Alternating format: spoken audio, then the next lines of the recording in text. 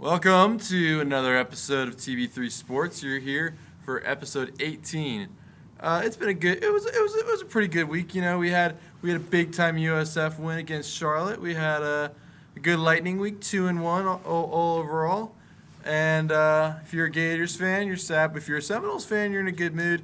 And then, of course, we have another stinker from the Bucs. So we're going to talk about that and more. Thank you for joining us. Remember, as you're going throughout this episode, feel free to look around for the timestamps, find what you want, skip what you don't want, because we tend to go long, but that's the way we like it here. So yeah, it was a high and low week, like you said. Vazzy is back. Oh, that was That's a high big for the Tampa Bay sports area. And then the Bulls are back to bowling. And I think that's probably the biggest part of the show this week. I mean, I think we're all fired up to see your South Florida Bulls back in a bowl game, some postseason action. Completely unexpected, I would say. Yeah, and that was a great turnaround.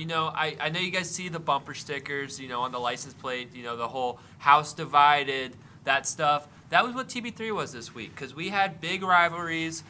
One of us is sad. One of us is happy. One of us is also on the bandwagon. One of my friends had to die this week. Yeah, you always have one guy on the one end out the door, one foot out the other. That's all I'm saying. I mean, it's all right. It's okay. The side that had more consequences in it did what it needed to do. Don't defend your behavior. I'll give him credit because he sent me a snap and he was wearing a Bolts shirt. He could have picked the Seminoles. I can appreciate that. He could have bandwagoned a little bit more, but he didn't. He stayed neutral. Against my defense, I Bolts. did leave my Seminole shirt with a friend. Oh, man. Well, honestly, when you wore the Gator shirt, though, they got smoked. So I don't know if I want you. That's bad luck. The reason, honestly, we were not able to correspond at this game, unfortunately. I know some of you guys have heard in past episodes that we wanted to. My theory on this one is Will kind of got cold feet because he knew that I go to Gator wins, and he was kind of scared at the fact that if I was in the building, I think the Gators might would have pulled that out. So I understand. We were looking for tickets. The ticket prices just weren't dropping. We were, my family was in raffles. We're all those types of things. We were in it. It just didn't work out, and that was kind of the first sign that I knew we might not be seeing a magical Gator win. However, before we get into it, we're not going to talk Gators first. We're not going to talk Lightning first. We're going to get the bad out of the way. We're going to talk Bucs. The lowest point of the week. Yes, we're going to work our way up in the show. However, before we get to that, would like to say, if you are listening on YouTube, please hit the subscribe button. Please hit the like button. It just helps us see what you like and what you don't like. It also helps you get our videos and see them no matter what because you're subscribed. Also, if you're on Spotify, follow and leave a 5 stars. We love that. And follow on Instagram and Twitter because we're pumping out content. Bunch of stuff going out across all platforms. We're pumping out content. We're loving doing this. So, yeah, I mean, Will, talk to us about this Bucs game. Yeah, I'll talk about the Bucs game. I hate to get to it, but one thing, too, leave some comments. Do we get any comments on the page? We're getting more. We've been getting more on Instagram. I've been actually getting a few. Got a couple. Yes, we're getting comments. All right. Well, I'd love to see some more. Poll answers. Keep answering the polls. Keep doing it. More and more people do it. More and more people will follow. But it's actually been getting better, Will. All right. That's good to hear. Thanks for listening, guys. Yeah, thanks for listening. I just love the feedback. I want to hear some feedback. Even if you rip into me and you think I'm a joke, just let me know because that's what we're here for. I need to get better. You can always get 1% better every day. We need to check ourselves before we wreck ourselves. We need some feedback. Exactly. We're trying to grow. We're trying to be the best sports podcast in all of the Tampa Bay area, so we really would appreciate some feedback, even if it's slightly negative. Just please don't hurt my feelings too much. And we know. I mean, feedback usually is negative. Yeah, and we know. There's a lot of bad sports media outlets in the Tampa Bay area. We're kind of getting sick of a lot of them. Beauty report. Yeah, we're getting sick of a lot of them. So we're trying our best to build up, to improve every day because we, as a fan, we see the flaws in the way these teams are getting reported on. And we have so much passion for these teams, so we're just trying to do our best to, do a better job of being positive, not being powder puff cupcakes, but we're not trying to bring anyone down. We're just trying to cover it in a way that represents what the fans feel, what the Tampa Bay sports fans feel. Yeah, you're exactly right, Colby. I mean, there's going to be times where your teams let you down, and there's going to be times when your teams lose, and you can choose to talk about it in one way or the other, but we're going to try to stay positive on the show, and we just want to bring stuff that we think fans would want to hear. We root for these teams. We are active fans of all these teams we talk about. We go to their games, we support them, we follow them, and we want to give our fandom, we want to share our fandom to you guys, and hopefully you share it back with us. So that's really the goal of this show, at least in my opinion, it is. But we're still keeping it real. But we're going to keep it real. But we're not going to. But we root for these teams. Yeah, but we're not going out of our way to bring people down. We're Exactly. trying to address the problem, not flaunt the problem, if you will. You know what I'm saying? Like no one needs to do that, man. We're fans, like Will said. We're fans. Flaunting the problem tends to be what brings in the fans, but we don't want to do that. That's so what we want. I apologize if it ever sounds like I do. No, you're not. No. All right. But let's talk about the problems, because it's the Tampa Bay Buccaneers right now, and they lost another brutal game this Sunday. Yeah. They lost a game, but they're winning the draft. We'll see, or they could get to the playoffs. The NFC South is still wide open. The Bucs had not helped themselves out today, though. It was kind of cold and drizzly in Indianapolis, kind of like here today in Florida, a bit of a gloomy day, except in Indianapolis it was probably about 40 degrees colder, and you wouldn't really want to be outside. Anyways, the Bucs played inside Lucas Oil Stadium, where they faced the 5-5 Indianapolis Colts, a mediocre team. For you Florida fans, they drafted Anthony Richardson with their first pick. Unfortunately, he was hurt, so you did not get to see him. We did not get to see our Gator versus Gator quarterback matchup. But it was Gardner Minshew. He's kind of been a fan favorite, even if you're not a fan of the Jags or the other teams he's been on. Everybody likes Gardner Minshew, man. Rest in peace, Mike Leach. Rest in peace to Mike Leach. We love the Pirate. He came from Washington State. He was a Cougar from the dying Pac-12. Oh, I can't. Man, too many things. Dude, I was getting emotional. There was some emotions within the announcers I was last getting night about emotional because they were like, "This is the final Pac-12 regular season game," and I was like, "Are you kidding me?" I was all types of emotional on Saturday. Sorry, we keep sidetracking, but I was all types of emotional on Saturday because I'm hearing Gary Danielson and Brad Nessler talking about like their memories, calling the Iron Bowl because that's their last ever Iron Bowl, and I'm like, dude, they're getting nostalgic, bro. I'm like, dude, this is so sad. And then I see this is the final ever Pac-12 game. It was UCLA versus Cal, and I'm like, this is crazy. We're never getting Pac-12 after dark again. It's so sad. Pac-12 after dark got me out of some dark times. It really did. Staying up late, watching them, falling to sleep with some Pac-12 ball on. Oh, I'm going to miss you. I'm going to miss you a lot. And CBS, I just can't believe it. I cannot believe. Maybe there was more money involved from ESPN and ABC, but CBS, man, how could you switch to the Big Ten? I mean, whatever. You know what? It is what it is. But, yeah, we'll get to that in a little bit. We have to get to the sad news about your Tampa Bay Buccaneers. This game was at 1 p.m. on CBS. If you guys were watching, this game actually happened earlier today as we're filming this, so it's pretty fresh in our minds. But game started out with the Tampa Bay Buccaneers getting the ball. And they would actually have a decent drive. We've seen them punt it away on their opening drive a lot this year. But the Bucs were able to drive down the field 15 plays, 72 yards. However, they get to the goal line on 2nd and goal. Baker Mayfield tries to run it in and gets injured. Kyle Trask is in. Yes, Kyle Trask gets in the game, throws a nice pass to Chris Godwin. Unfortunately, he could not hang on to it. That was on 3rd and goal, and the Bucs had to settle for 3. But they scored some points. They went down and scored some points. Kind of felt like this would be the Bucs game today. It might not have been. The Colts get a drive of their own on their opening possession, take it down, and they kick a field goal by former Buccaneer Matt Gay. We all know how we might feel about Matt Gay. We love him and hate him all at the same time. It's more towards the hate side, in my opinion. But it is what it is. Anyways, it's 3-3 now, and the Warrior, Baker Mayfield, comes back into the game. Nothing will bring this man down except for the fact that he throws an interception on his second play back and gives the ball right back to the Colts, who marched down in 4 plays and 41 yards. Brutal interception. Yeah, hey, brutal man, interception. Jonathan get Kyle Taylor. Trask back in the game. Yeah, I said it. I said bring Trask in. But we love Baker. We love Baker. Anyways, the Colts score a touchdown, though, and it's 10-3, and you're feeling a little sick. Could the Bucs do something on their next drive? No, they punt it right back, and negative 11 yards on that drive, so that's pretty unfortunate. And then the Colts kind of got hot.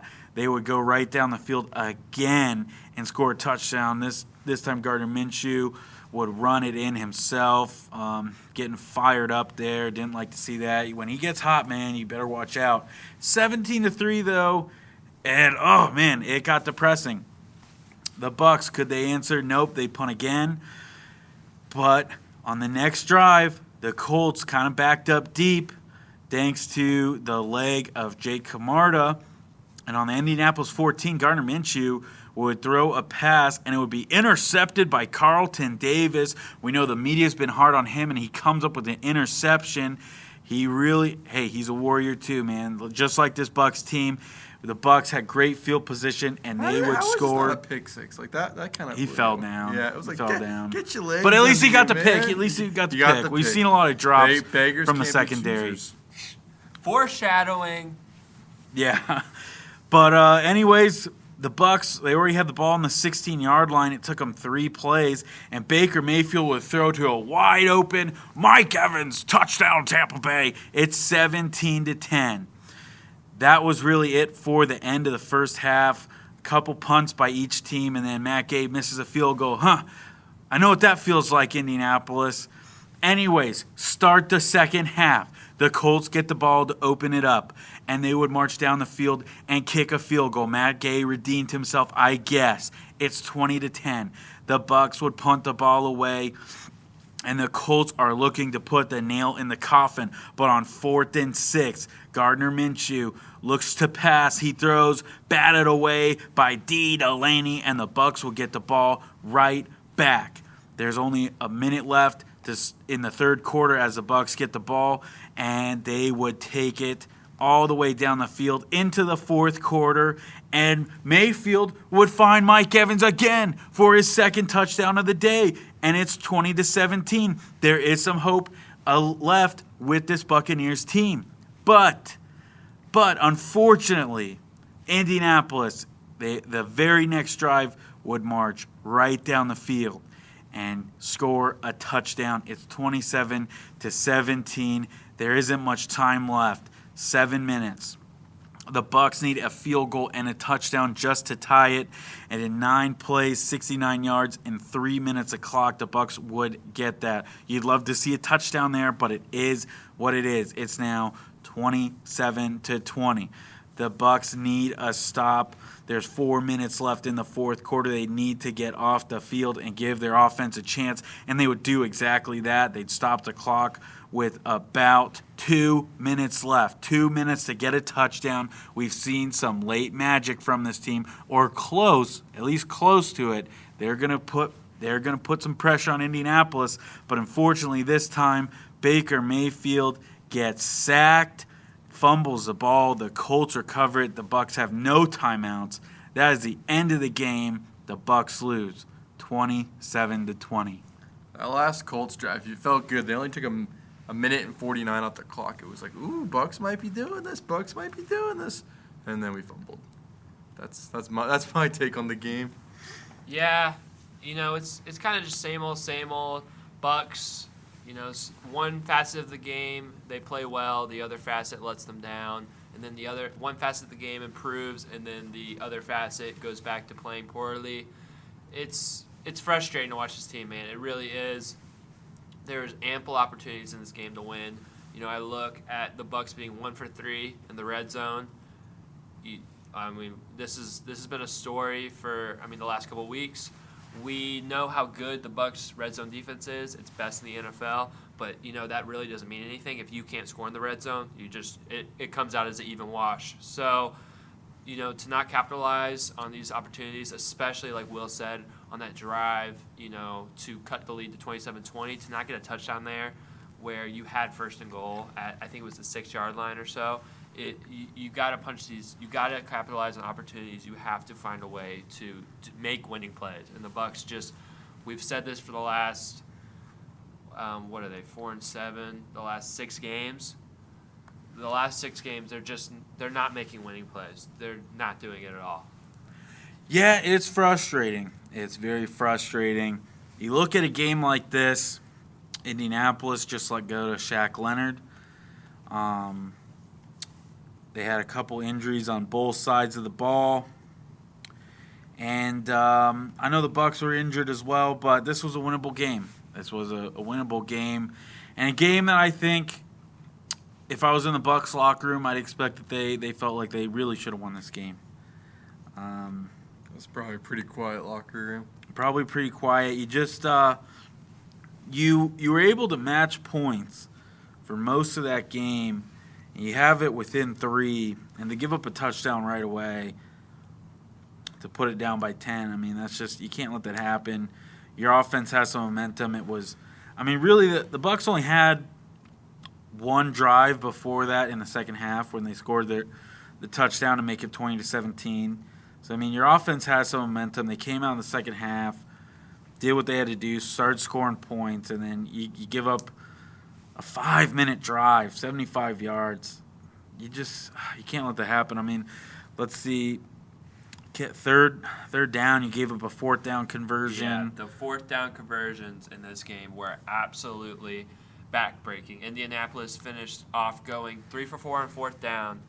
Every one of them was just brutal. I think all of them were 4th and short, but they ended up throwing for it. Especially they got 30 yards on the last one. There was multiple times we're in the backfield and we left people out releasing tight ends, running backs, whatever, just wide open.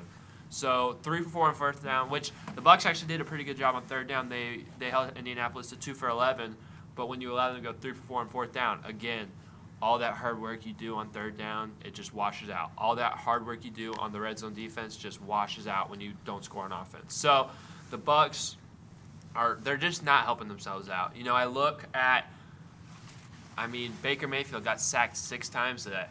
6 times. And it's crazy because the tackles have been the strongest part of maybe our team, but for sure, offensive line, they got work today. Absolutely work. Yeah, Tristan Wirfs especially, man. I think he gave up 2 sacks at least. Mm-hmm. And that's the hero. Hero. And he hasn't given up 1, I don't think. Mm-mm. So that's 2 today. Luke Gedicke's been really good. He didn't play well. And then, you look at the interior line. This was the best game for the interior of the line. The Bucs rushed for 125 yards. Rashad White rushed for 100 yards. They were getting pushed consistently. But again, one area of your team improves, the other area of your team falls off.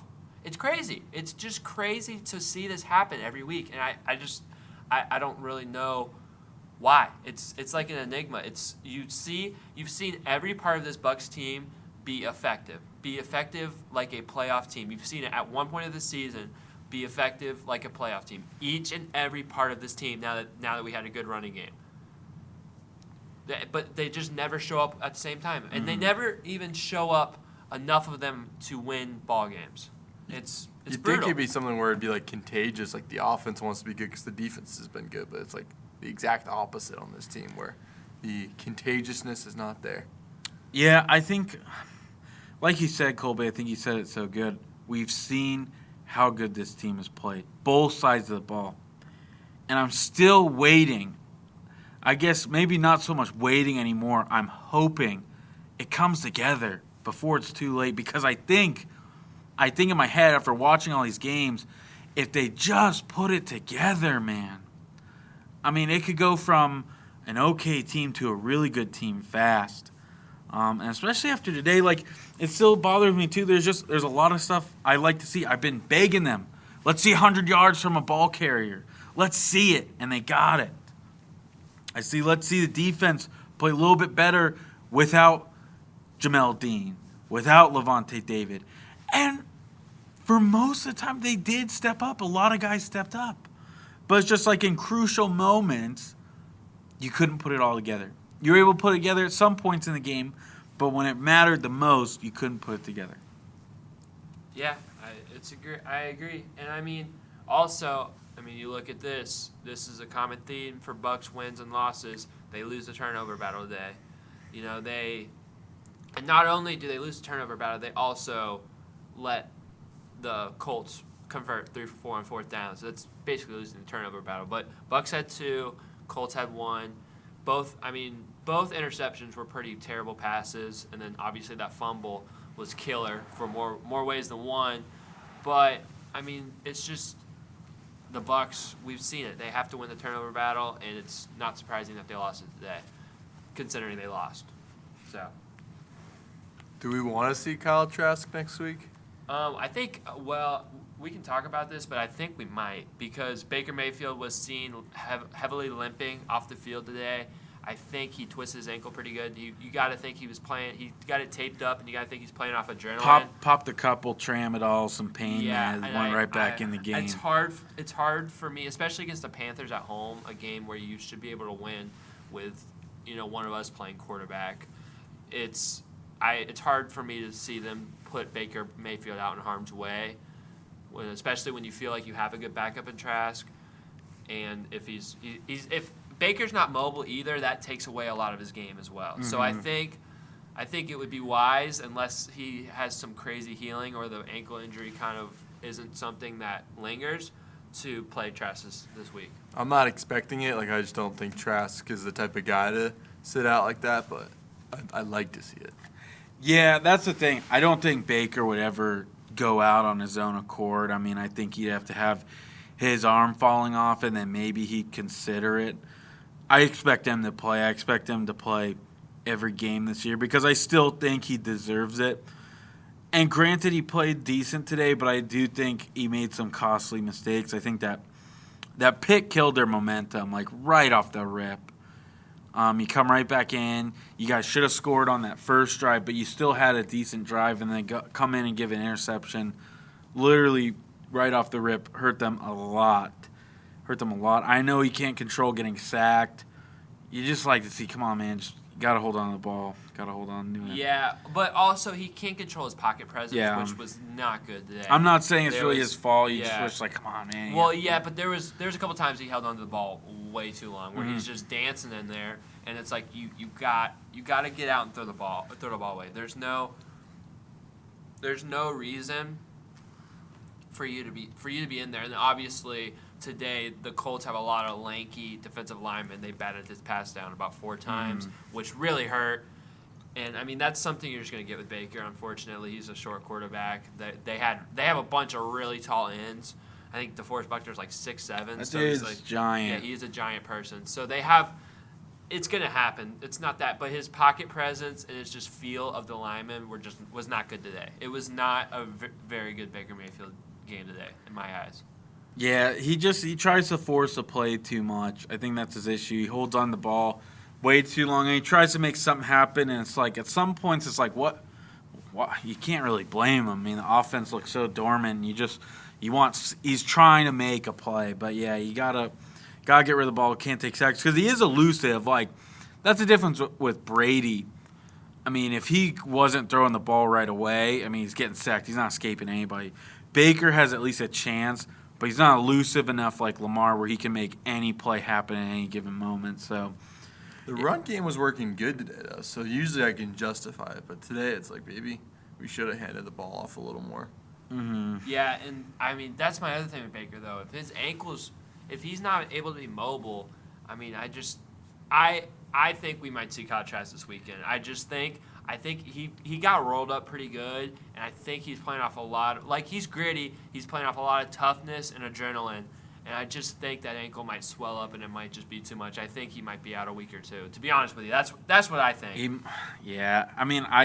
think if it was any other quarterback, I think probably but I think with him, he just doesn't go down. I think that's what hurt him. I think honestly that's what hurt him in Cleveland.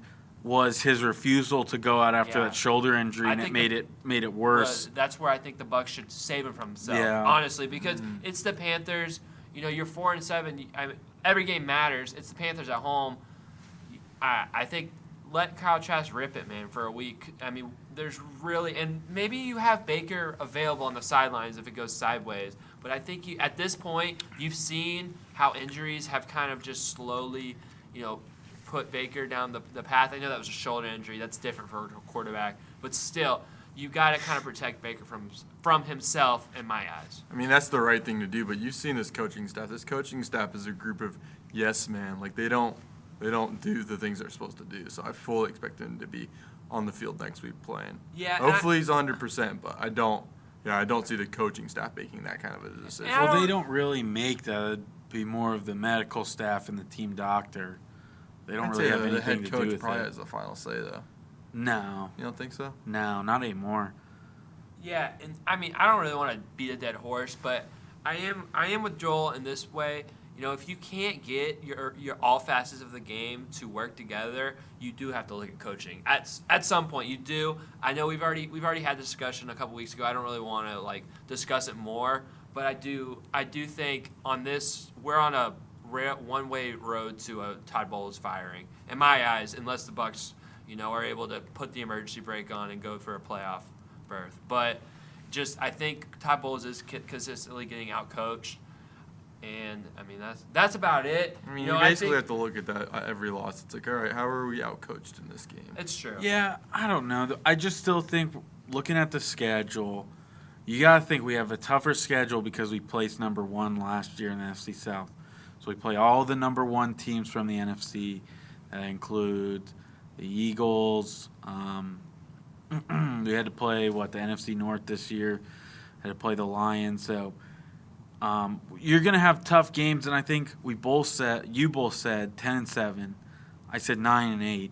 They're still right around that mark. I know it'd be hard with 10-7 to win 6 in a row, but they still could be a fringe playoff team at 9-8, even 8-9 with how bad this division is. So it's like we didn't expect more than this. It stinks that they're losing. It stinks that they're losing winnable games and close games, but it's like they could still make the playoffs. And it's like, what did we expect? We knew we weren't going to get Tom Brady. We knew we weren't going to get a Super Bowl team this year. You know what I'm saying? No, I agree, but it's just kind of – it's not right now, it's not the record. It's just the way that the team just feels totally discombobulated. And another example of that is the fact that the Bucs, they only have 4 penalties for 24 yards. However, 3 of these penalties were absolutely detrimental to their game. First one was on the first drive. Kyle Trask has just come in. It is 2nd and goal from the 1.5-yard line. You false start. Wasn't even that loud. The game just started. It's a 1 p.m. game. People are filing in. It's just after a timeout. It was not that loud in there. It's the Colts. It's not that crazy of a fan base. It's not that loud. However, you false start. You move it back to the 5. Then you got to hand the ball off. Then there's an incomplete pass off a dime thrown by Kyle Trask, by the way. Incomplete pass, you kick 3. You started that drive, 1st and goal on the 1.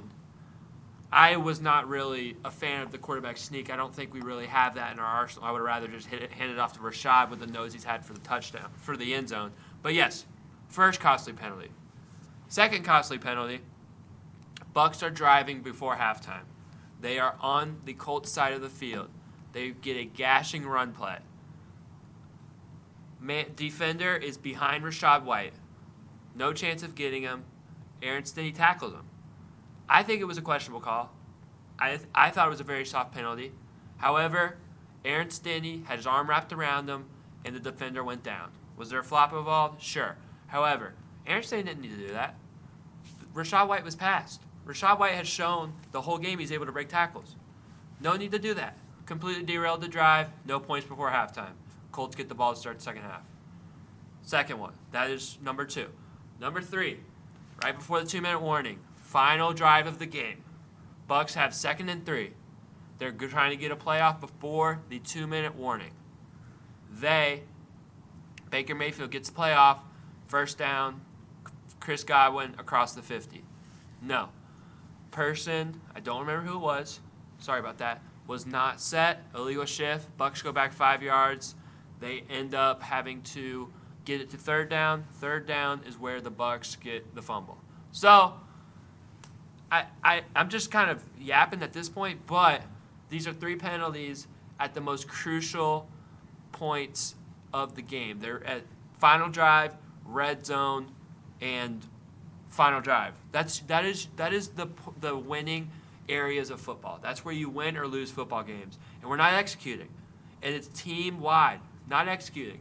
And it's just mental mistakes like this that are costing the Bucs wins. And you can see this. And it's not like they're an undisciplined team. They're just not making winning plays when it matters. They're doing everything wrong at the point where they need to do things right. Yeah, I agree. I mean, I don't think that has anything to do with coaching, though, because I just think, again, you made it to the NFL.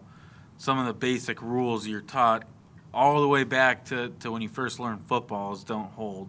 Like, I can't blame the coaching staff for Aaron Stinney tackling a guy for no reason. I mean, he already knows that. He should already know that.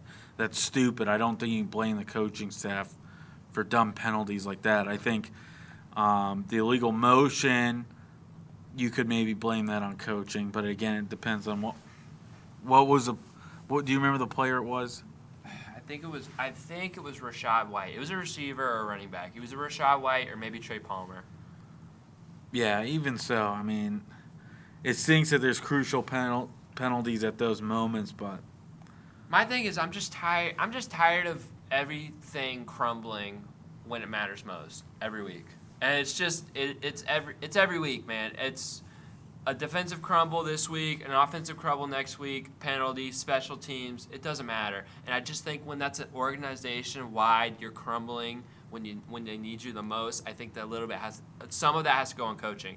So that's the mentality within the room. It's like, are we rising to the occasion or are we falling? Yeah, but nobody wants to go in and say, I'm going to get a hold on this play. No, I know, but it's just it. But at a point, and again, you can't control either. The holding goes on every single play. You know what I'm saying? Like, that's true, but you can't control when the ref's going to decide to call it or not. All he had to do is pull his arm back, though. Like he wrapped around right in front of the ref. It was. I get it, Will. I know it's not all on top Bulls, but I just think when I see all of this happening over and over, I mean, it's not the same players every week. It's not the same players making mistakes, but it is the same coaching staff. So that's me. I know this is beating a dead horse. I get it. I know everyone's calling for Todd Bowles' head, and that could be rightfully so. That could be not rightfully so. I get that, but that's my 2 cents on it.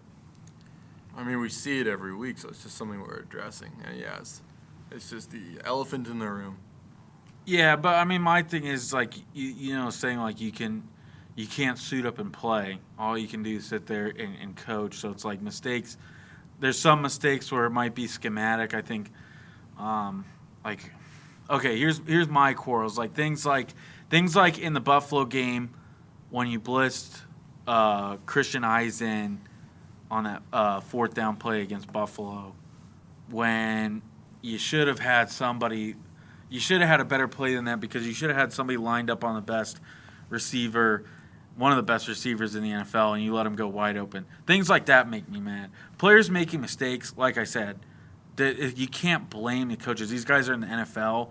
They've played, on average, probably 10 years of football. Like, if they're making mistakes, you can't blame this specific coaching staff, this specific coach, for a certain mistake that happens in the game. Schematically, players miss a line sometimes. Like, if you don't got a good scheme, things like that, yes. Time management, things like that. I don't really think there's any time management issues today. He could have called that timeout when when the Colts were punting it to the Bucs. He had 3. I mean, he could have, but he could have. Yeah, but I'm saying like. He also should have challenged that Mike Evans. He should have challenged that all day. That catch that they said was a drop by Mike Evans should have been challenged. But that's neither here nor there. I will also say another schematic thing that I got a quarrel with is the fact that they let the Bucs just isolate on Michael Pittman in the intermediate all day long, man-on-man coverage, and he was just running slants and curls, and he got 10 receptions for 107 yards. Michael Pittman's a solid receiver. He's a good receiver, but we made him look like a top 5 receiver in the league, which the Bucs seem to do a lot. it was a lot of Zion McCollum. Unfortunately, I think Zion McCollum made some strong plays. He's a rookie. You're going to get it both ways. This was probably Carlton Davis' best game of the season, which I can appreciate that. He was tackling better this game. He got the interception. He had a couple pass breakups. Good for him. The corners were better. Still not to the par that we need them, though. Yeah, I mean, again, I still think they played a lot better than I expected because I know, like, I picked the Bucs. I picked the Bucs this week, of course. Because I love this team and I believe in them. I still do. But after, like, Wednesday, because we filmed on, Tuesday? We filmed Tuesday, and then Wednesday and Thursday some of the injury reports came out and could have been without Dean, White, Levante David, and Carlton Davis. We got Davis and White back. It could have been a lot worse, but I still was like, oh, man, without Jamel Dean, we've seen how this team played. So I think it could have been a lot worse. So I think their defense, yeah, there's a lot of mistakes. Ryan McCollum, man, already talked about it enough. But I think they played better than I expected on defense. I have to give them credit for that. I was not feeling confident once I saw the injury reports. And the pass defense. However, the rushing defense was atrocious. It was the worst rushing defensive performance of the season. Colts ran for 155 yards rushing by the Colts. We talked about it. Colts have two really good running backs. They're going to try to run the ball. Gardner Minshew he's a really good backup quarterback, but he's not a starting quarterback for a reason. However, the Bucs, consistently, linebackers were not filling gaps good. Defensive line was getting penetration but not wrapping up. And, tackling was not up to the par we needed it to be. The Bucs' run defense was honestly alarming. I haven't seen a game where the Bucs were this, soft and porous in the run defense in a long time. Yeah, I think from what I saw a lot, he's a rookie, but Kalijah Kancey, I think the weakest part of his game is the run defense. And you kind of expected that because he's an undersized guy. They compared him to Aaron Donald, and Aaron Donald, as good as he is, he's not the size of your average NFL defensive tackle. And you can see it today. He got pushed around a lot. I think Yaya Diaby, the same thing. I saw him get pushed around a lot, too, in the run game. I think those guys are going to be your pass rush specialist. And eventually, you never know, Kancey could turn into... Kancey made some plays, too. He could turn into, Aaron Donald. But it's definitely the weakest part of his game, for sure. Yeah. Was Levante being out of this game part of the reason why the run was so good? Oh, for sure, because, I don't want to single him out, but we haven't talked about him. Devin White was missing gaps all over the place. He was not where he needed to be in the run game. This is one of the first games I heard the announcers kind of call him out. Yeah, and I know I think a lot, like we said, a lot of the Tampa Bay news reporting was putting it all on Devin White really hard on the guy. Not fair, not just on him. Like we said, the defense. I didn't hear a lick about Vita Vea this game. Vita Vea was silent. He was non-existent. And I think... even Kalijah Kancey was getting pushed around, but he's making plays at least. The rookies made some mistakes, but they were making plays too. But yeah, Devin White was not in his gaps. He was not in his gaps at all, and it hurt a lot. It hurt a lot because there was a lot of times where you felt like the Bucs defensive line had him bottled up, and Jonathan Taylor was just able to find a crease, able to make a man miss in the backfield, and turn like a 1 to 2 yard run into a 10 to 12 yard run. And it really was alarming because we haven't seen that from the Bucs in a long time. And you have to look at Levante David because he's been Iron Man. He's played almost all the games in the past few seasons, and the run game has been this good. So it is alarming. I don't really have much more to speak about it. I haven't seen a Bucs run defense look this bad in a long time. Yeah, I know everybody's hating on Devin White, and I won't do it because, again, I actually want to see him succeed. I want to see him play well, and not us talking, but Pewter Report. Sorry, tickle in my throat. Just lambast this guy, and it's like, yeah, he did miss some gaps. There's a couple plays where he missed some gaps, but a lot of times too, the defensive line is getting pushed right back into his face. Got no time to react to see where the play's going or even get to his gap. He's got somebody already working up to him, and it's like it's frustrating because even if he's missing gaps, I think our defensive line should be good enough to make the play. Even without Levante David being in there. Because I think Servace Dennis didn't play that bad either. No, I thought he played pretty good. Especially in coverage. I think he did a really good job in coverage. He was blanketing a couple people. This is kind of the game where it's like you keep Servace healthy. I think we're all kind of on the same page with this. Like, keep Levante, let Servace slide into that second linebacker spot next year. And, Devin White, I just don't think he's worth the contract you want. So I really liked what I saw from Servace Dennis. I know Kalijah Kancey got pushed around, but I really liked what I saw from him. He still ended up with 2 tackles for loss and 4 tackles and a sack. So he still was making plays. He still was. I mean, he was playing his butt off regardless. I know he was but he was in there. He was doing more than what a lot of people in the defense were in the running game. And, the rookies are the most positive thing that stuck out to me in this game because those 2 played good. I like the way. I know Yaya Diaby was around the play. Christian Eisen's always solid. I think the defensive rookies were the most positive thing about this game for me, personally. So, I mean, that's one of the positives from this game. Yeah, I agree. I just still think as a defensive line, that was a poor showing in the run game. Poor showing. And I think it starts with your leader, with Vita Vea. I agree.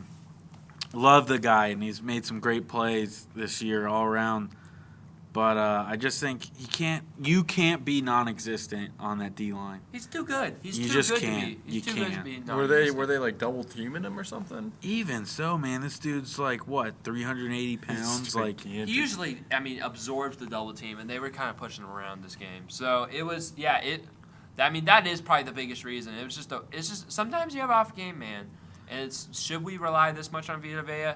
No. At this point, you can't, though. When you're the staple of the defensive line, how many years has he been in the NFL now? You can't take a game off. I mean, he's not even on the stat sheet here. I don't even think he recorded. I don't see him at all, dude. Yeah. I don't even think he recorded a tackle. Yeah, it was a struggle bus for Vita Vea. I mean, I guess we can start kind of moving over to some positives unless you guys have anything else to rant about. I think. I mean, I know it's still the dead horse, but taking an off game, it's like some of that has to be like, where's the coach saying like, hey man, where are you today? Where are you in the game? What you doing? But that's just me. It's not worth. We don't know what had no was idea. said to him. Maybe he got drunk after the Washington won the Apple Cup and he wasn't ready to play the next day. Could have been. No. And another positive was Carlton Davis. He best game of the season. We mentioned it. Got his first interception, and I think this game like this can hopefully get him going for the future of the season because we need him. We need him to be the Carlton Davis of old. So that was something that stuck out to me. Yeah. Carlton Davis, he really needed that pick, and hopefully that kind of juices him up for the rest of the year. Because, again, this guy's still a good corner. And this is what I hate about the media, is this dude plays a bad game. Yes, it was a bad game. It was frustrating. I was mad at him. But you just see all the hate he gets after one game. And a lot of these guys, I've just never seen this. These guys have won a Super Bowl. They won you guys a Super Bowl. And to just see what some of the stuff people were saying about him was just sick. Just sick. But it's like, I believe in him. We believe in him. TB3 believes in him. This guy can come around. So I'm glad to see him get an interception. If you just listen to the media, you assume he's bad. Like for me, you assume he's terrible. I take Peter report was the Bible sometimes. I'm like, I guess he's not good. You assume he's bad, and he's never been good before too. Which he was bad, and not just for watch one game. The Super Bowl. Yeah. Watch how they shut down the Chiefs. It's true. No, it's true. Great plays. It was Devin White included, man. It was multiple games where he was bad. To be fair, but this is a game that can get him going because. Like Will said, we know how good he can be. We really do know how good he can be, and I hope it gets him going because he was already after that interception. He was playing with more energy and more passion and more fight. So I mean, maybe that got him out of a rut. So that's good to see. Another thing, this Bucs defense is reminding me of the Rays offense. It's like, man, if they could just get hot again. That is disrespectful to the Rays offense. I know they had a bad wild card, 2022. Rays. Okay, we're 20. That's fair. That's fair. Yeah, it's the same conversation. No, the Rays offense. But I think the Bucs have a better chance than the 2022 Rays offense to get something going. Okay, 2022 is a good comparison. Not 2023. 2023 was the second best offense I feel in like Rays it sounds history. like a conversation. They had the best offense all year. And yes, they just had a bad 2 games. What? We always have to bring up the Rays. Hey, man, the Rays are everything has team. unraveled since the Rays lost, too, by the way. The Gators probably have like a 1-something record. The Bucs have a bad record since then. FSU's undefeated. 6. Yes, the Bucs have a bad record since then. The Lightning haven't had a great start. It's unraveled since then. I know all about this. I've talked about this, but we don't have to get back to that. Another positive this game, we're being positive right now. Mike Evans, 6 receptions, 70 yards, 2 touchdowns. My fantasy team no drops, right? Loves it. Yeah, no drops. No drops. I'd like to see him throw it to Mike more, man. Like, not every play needs to be a huge play for Mike. Let's get the ball to Mike in the intermediate passing game. You know, he's gonna catch it. He's open, man. He's gonna push off to get open and not get called for the push off. So good for Mike. Good job. I know we kind of it's like we're snoozing by it because Mike Evans does this so much, but he's a great receiver. He still is, and if he's gonna go out as this way as a Buck, he's going out on top and still playing at a very high level. Yeah, shout out to Mike Evans. Oh man, because I was thinking of some positive things. I love that Peyton Durham catch, man. And that was a touchdown. That was a touchdown.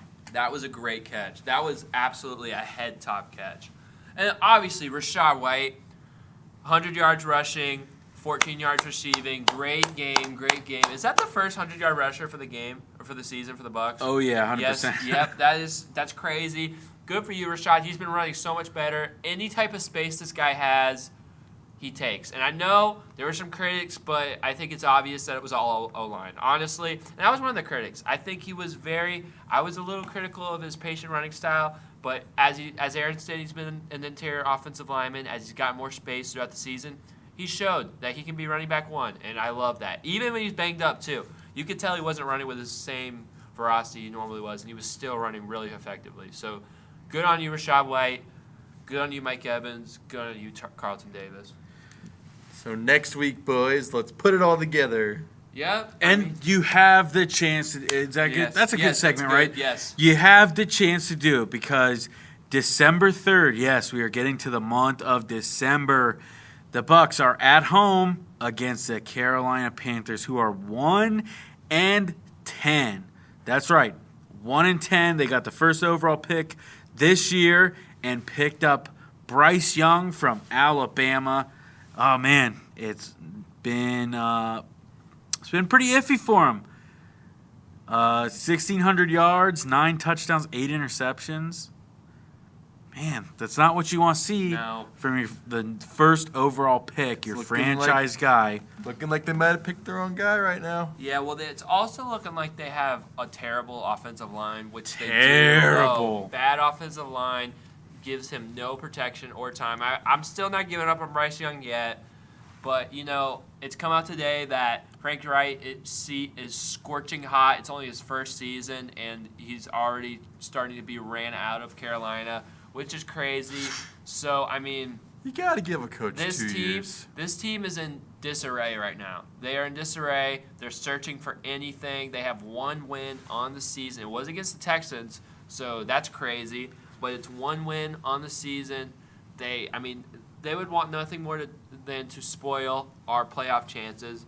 But they're searching for anything. They are not a good football team. They're in line for the first overall pick right now. The Bucs, absolutely, positively, without a doubt, have to take care of business this Sunday.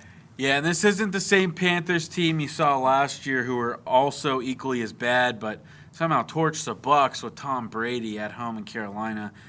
I wish I didn't have to think about that game, but I'm just bringing it up because it's new coaching staff, like you said, and they already want him out the door, so they're struggling.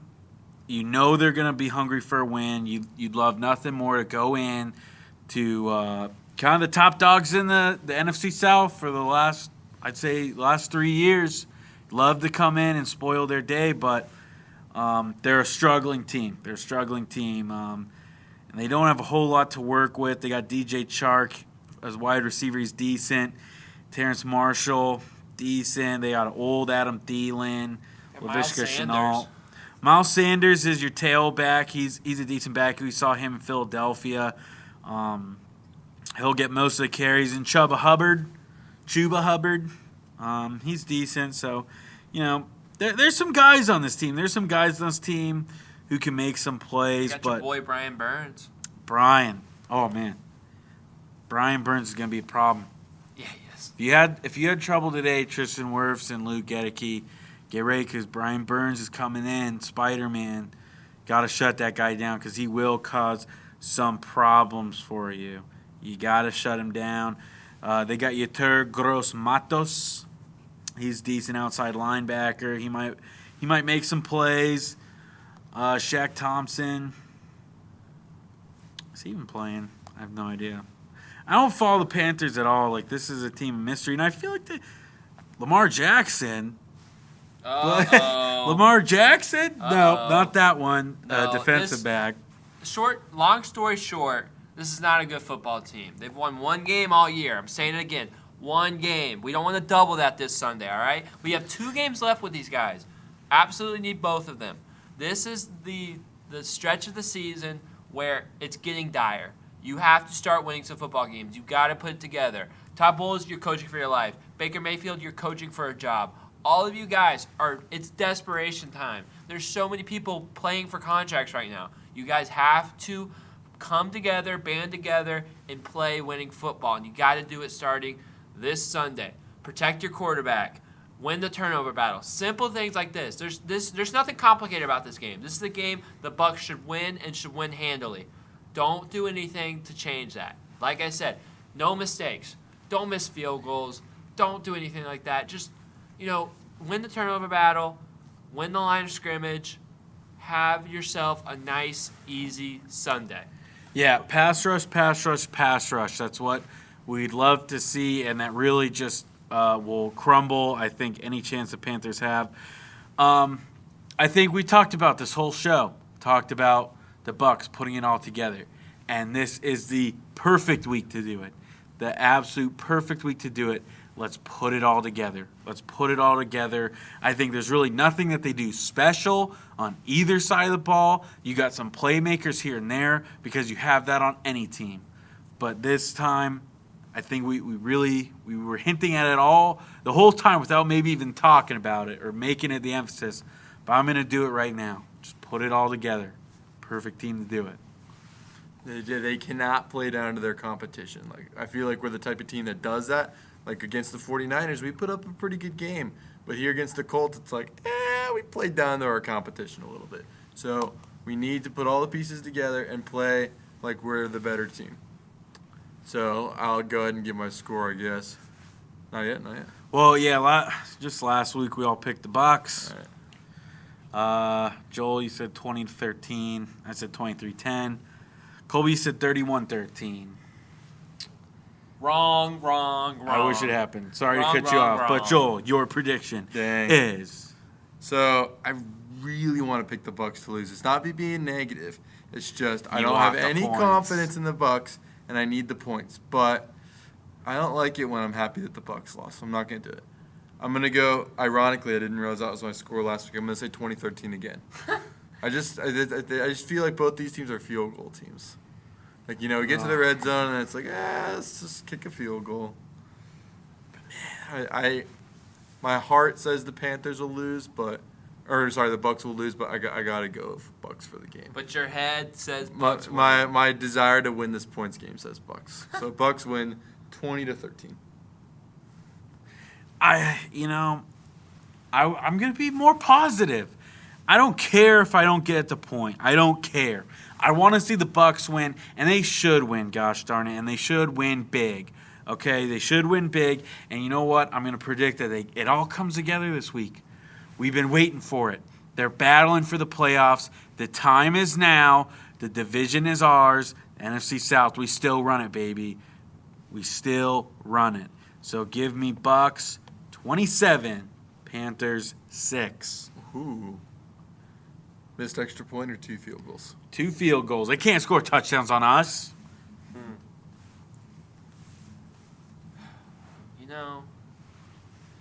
I feel like the Bucs are going to put it together too. I feel like they're going to kick a couple more field goals than we'd like them to. But I do think the Bucs win. I think we're going to see some things that we're going to like coming out of this game, and hopefully it's going to translate to higher competition. So for this reason, I say the Bucs win this game 26-10. 26-10.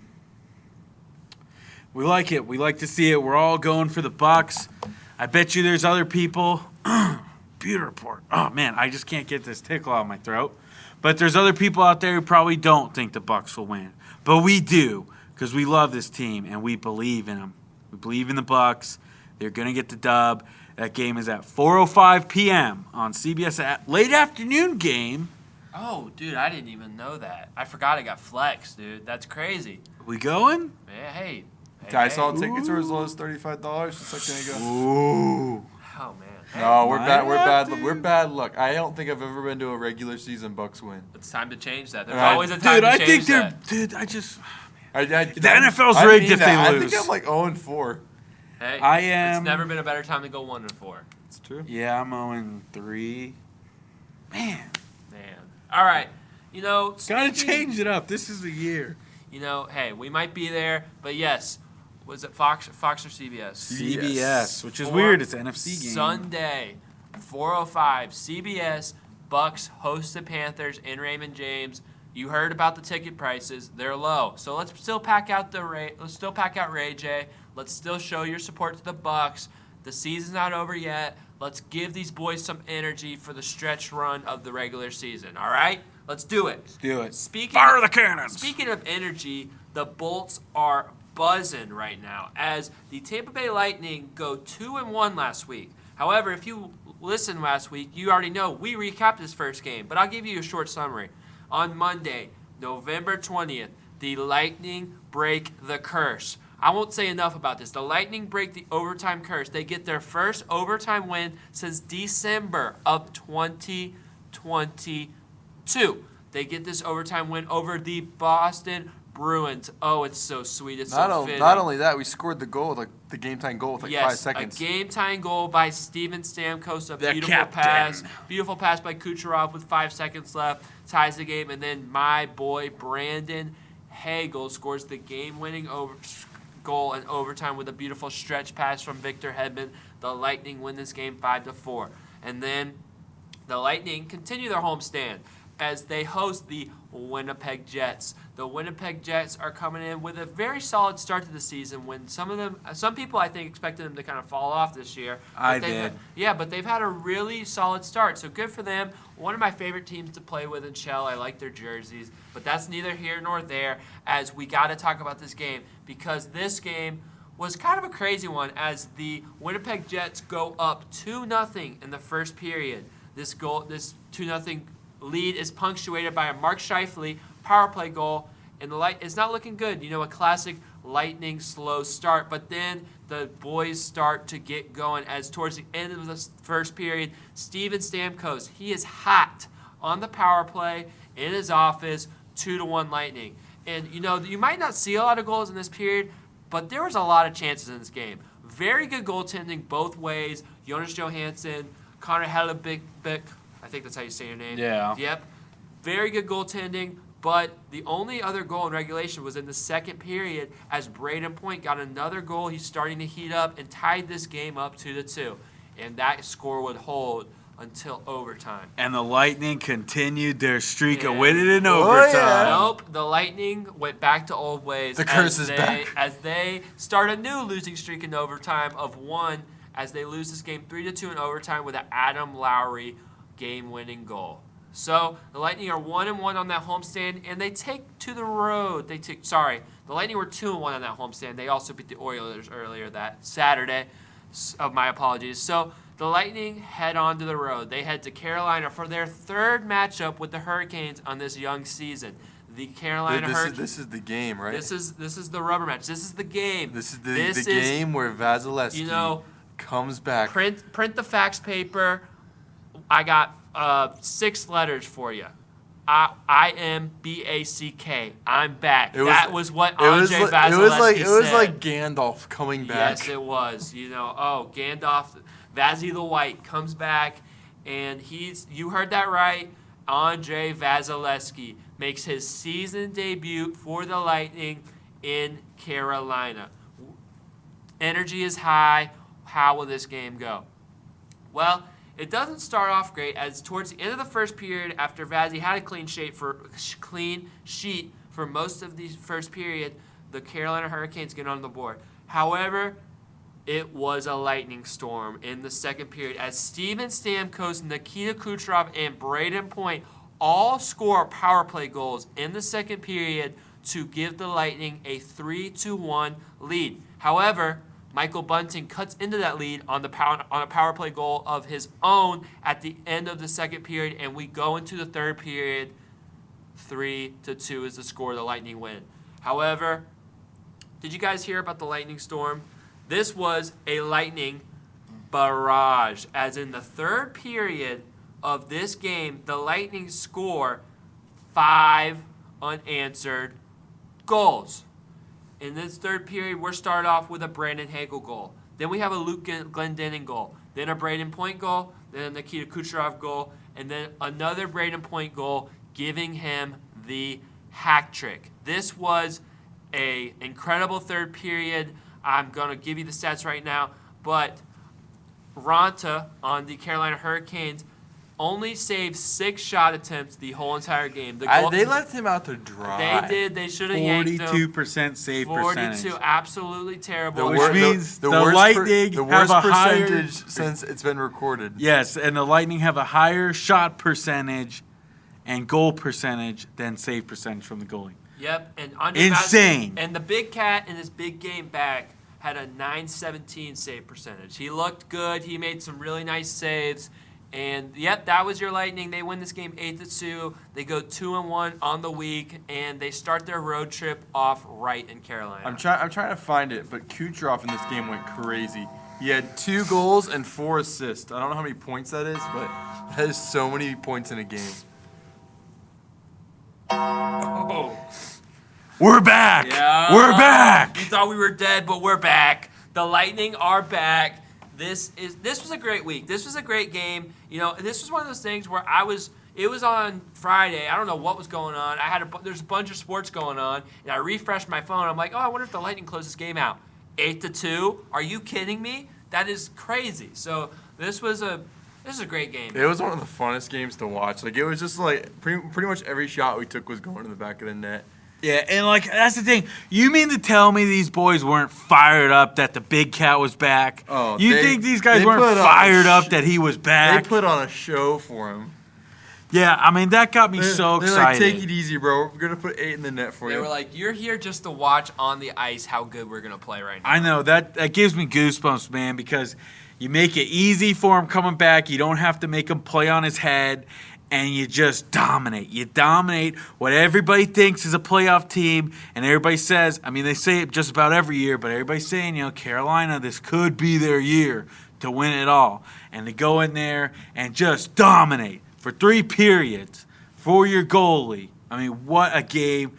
And I think, oh, man, it's about to change. It's about to change. The energy I said is 0-3, but I was so wrong. Yeah. Hey, and you were right to say that because they were not playing to what we've seen them being capable of playing. You know what I'm saying? So it's like, man, it just takes something. It just takes a spark. It just takes something. As bad as the season might have been the worst start for John Cooper as a coach of the Lightning, but it doesn't matter. It doesn't matter. This is the preseason. We got Big Cat back.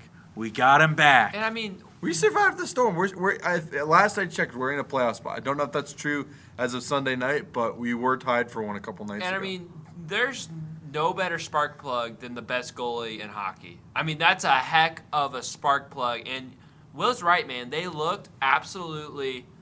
They were buzzing, man. I mean, in this game we have Nikita Kucherov with a 6-point game. We're in the number 3 spot. Oh yeah, we survived the storm and we are going to thrive in the new year. So this is great. Braden Point had a hat trick. This was, I mean, great game. I mean, early season, something that is just coming off the screen when I watch the Lightning is how good their puck movement is. Their side-to-side passing has just been exquisite to start this season. just exquisite. And it's not just Cooch, it's not just Hedman, it's not just Stammer, it's not just Point. I mean, I'm seeing guys like Hagel and Paul and even Esimont. Esimont had a beautiful pass to Kucherov in that game. And even the young guys are making beautiful passes. This ball movement, puck movement is contagious. Yeah, it really is contagious. I think I saw that last week. They started to get it. I want to say it was the Chicago game against the Blackhawks. They really started to get some good puck movement, and it's translated into this week. You got a huge win against Boston. We all hate Boston around here, to just dominate the Canes. And, I won't even go back to the loss against Winnipeg because, honestly, watching that game, they played pretty well. Dude, that game was crazy. Pretty well, man. Yeah, that was like a flurry of shots. I will say in that Winnipeg game, too many giveaways for the Lightning, a lot of bad giveaways in their own zone, and that's what happened. And that's kind of how they gave up those first 2 goals. But I mean, they were on the doorstep of scoring goals so many times. Dude. Hagel had a huge shot. One-on-one with the goalie, just couldn't get in. He yanked it, bro. Just gloved it. So sometimes it just doesn't go your way. The goalie was standing on his head that game. And Johansson actually stood on his head, too. There were some good opportunities, some good saves with him. I'm excited that he's our backup goalie. This is probably one of the best backup goalies the Lightning have ever had. Oh, for sure, dude. I'm excited. For sure. I'm excited for Jonas Johansson to be great job, Jonas. Good job. Thank you, Jonas Johansson. Yes, great job in your part-time stay, but I still want to see him at least like once a week. Just give Vazzy some rest. Keep him fresh. He's getting older. Give him some time. A lot of miles on those wheels. Keep everyone sharp, but don't keep anyone tired. All right, that's what I want to see from the Lightning. But yeah, I mean, we're just happy, man. That was like I said. Jets game, it would have been nice to get 2 straight overtime wins. I mean, that would have been like I'm in heaven. That would have been insane. There's a winning streak. Yeah, that would have been like now we're not going to lose an overtime game until December. Next time you guys are sad about how many overtime losses we have, just remember we have 5, but the Islanders have 6. Oh, really? They have more do they have a streak? Do they got a streak like we did? That's a lot of overtime losses. We did have the most overtime losses for a while. So I think the Islanders have been racking them up recently. So brutal. Good. Keep losing, Islanders. New York deserves it. Yeah, they stink. I hate Boston. I hate New York. Suck on basically, like the Northeast, let's just make them their own countries. Yeah, get rid of them. I like your food, but nothing else. The South shall rise again. That's crazy. Anyways, NHL-wise, football-wise, bring back the Atlanta Thrashers. Oh, there's rumors they might be coming back. the Coyotes. It's nice when you don't have to talk about a bunch of losses. Like I think we've sat here for a couple weeks now, and we've just been talking about losses and blown leads and this and that. It's just been refreshing to have a good week. You beat 2 great teams. Back-to-back 2-1 weeks for the Lightning. So they really just seem like they're all the way back. Like, I wouldn't be surprised if they snap off a 5-game winning streak soon. Like, it seems like the Lightning are a sleeping giant, and they're starting to, stretch their arms out. They're starting to, yawn. Have they figured out their defensive setup? It's been better, man. It's been iffy, but it's been better. There's been longer periods. I mean, you see this week, the Jets are a decent team. You hold them to 2 goals in regulation. You hold the Hurricanes to 2 goals in regulation. Like, these are 2 solid teams that you're holding down. So, the defense it's improving. It's improving. Yeah, I think that's the thing. Like, I'm not even upset at all about the Winnipeg game because, again, it's hockey. You're gonna lose games. You can lose 3 games You can lose 3 games in a series and win the Stanley Cup. You know what I'm saying? So it's like you're gonna lose games. I just think it's better. Like, we're not talking about did they blow a lead? No. Did they play exceptionally bad in one period? No, not really, because I think they played good in the first period despite being down 2-0. They actually did one of their own 2 goals in 30 seconds. Exactly, Carolina. It was refreshing to see. Mm-hmm. And they were down 0-2 in Winnipeg and came back. Yeah, that was the only thing. I think the first 10 minutes of Winnipeg were pretty lackluster. But it was all Lightning. They got a shot right off the rip. They had Kucherov, two really and then good Hagel, to jump off the game. And even when they gave up those goals, they were still dominating that first period. I think sometimes you get unlucky. One of those goals was definitely Sergachev's fault. It was like a 2-on-2, and for some reason he just drifted to the right side of the ice and went with the guy who had the puck. I don't know who it was on Winnipeg, and he left his guy wide open, and they didn't score a goal on it. But Johansson got killed. The net got taken off the spoke. So I don't know. There is some still defensive issues, but the goals they scored, that Winnipeg scored, I mean, it really wasn't anything like. And it was a ricochet, and one was a pretty good shot. They should have had somebody on him, but nothing that's like noticeably bad. You know what I'm saying? And now with Vazzy back in the net, like I think there's like a little bit more peace of mind. Like you can kind of play your defensive game and not like walk on shells so much. Mm-hmm. All right. Yeah, and to speak on the puck movement we were talking about earlier, the Lightning boast the second best power play in the league. They are only behind the New Jersey Devils. The Lightning are converting their power play 34.7% of the time. That is a really strong percentage. So, I mean, keep it up. I mean, we got 3 power play goals in that Carolina game. Might have been 4, actually. I think it was 4 power play goals. And, I mean, it's impressive, man. It's impressive, the puck movement and control and just overall skill and ability the Lightning have on the power play. Yeah, if you're a Rays fan and you're listening, or you're kind of new to hockey or you don't know the stats and statistics, for power play percentage, anything in the high 20s is really good. So, yeah, kind of like baseball, you you bat 300, that's really good. You're over 25% on your power play, that's pretty good, pretty up to speed for the NHL. We had 5 power plays and 4 power play goals. Carolina. Love to see that. I mean, awesome. If you're at 34%, you are converting on more than 1 out of every 3 power play. That's phenomenal. That's phenomenal. Phenomenal. So, I mean, shout out the Devils, man. They were at 37%. So, shout out them for whatever they're doing on the power play. Andrei Palat's manning that. I know Joel loves him. They'll fizzle out. The goal scoring, but they'll fizzle out. You just got to get some plastic surgery or something. Oh man, poor guy. Get a tan. You got the money, Andre. Do something. I guess we could look ahead to this week. Maybe give some. There's a lot of Lightning games. Maybe we'll preview. We can go through it. Yeah.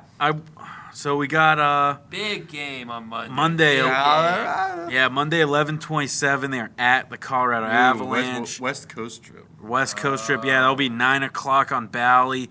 Then they're back-to-back the next day, Tuesday, 11/28. They're at the Arizona Coyotes. That doesn't even stink because we'll have Vazzy and Johansson. Who cares? That's awesome. Exactly. And then Thursday, 11:30, they are home against the Pittsburgh Penguins. And Saturday wraps up the week, December 2nd, at 2:00 p.m. on NHL Network. They are at the Dallas Stars.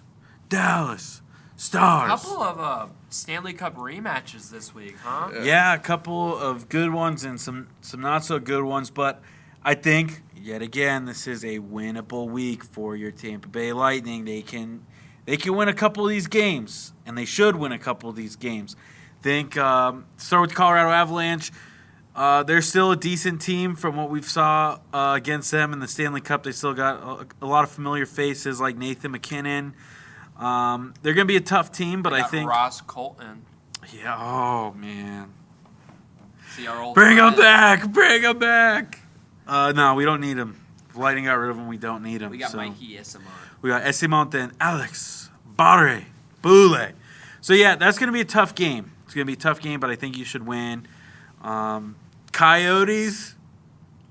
That should be a win. Don't play down to your opponents. Don't play down to them, but seriously. We're probably playing in Arizona State that game, huh? It's going to be packed 600 fans. Hey, guys, as Rays fans, we cannot make fun of attendance. Okay, but we don't play in a college stadium. That's a step below the Rays. That's leagues. Maybe that's leagues below the Rays. I mean, college hockey is so small. I understand you guys, Arizona That'd be like the Rays fans playing at the University of Tampa. Yeah. It is, but hey, same boat. We get it. We get it. We're gonna be nice. We're nice. We That's the pot calling the kettle black. A little bit, just a little bit. But yeah, don't play on your competition.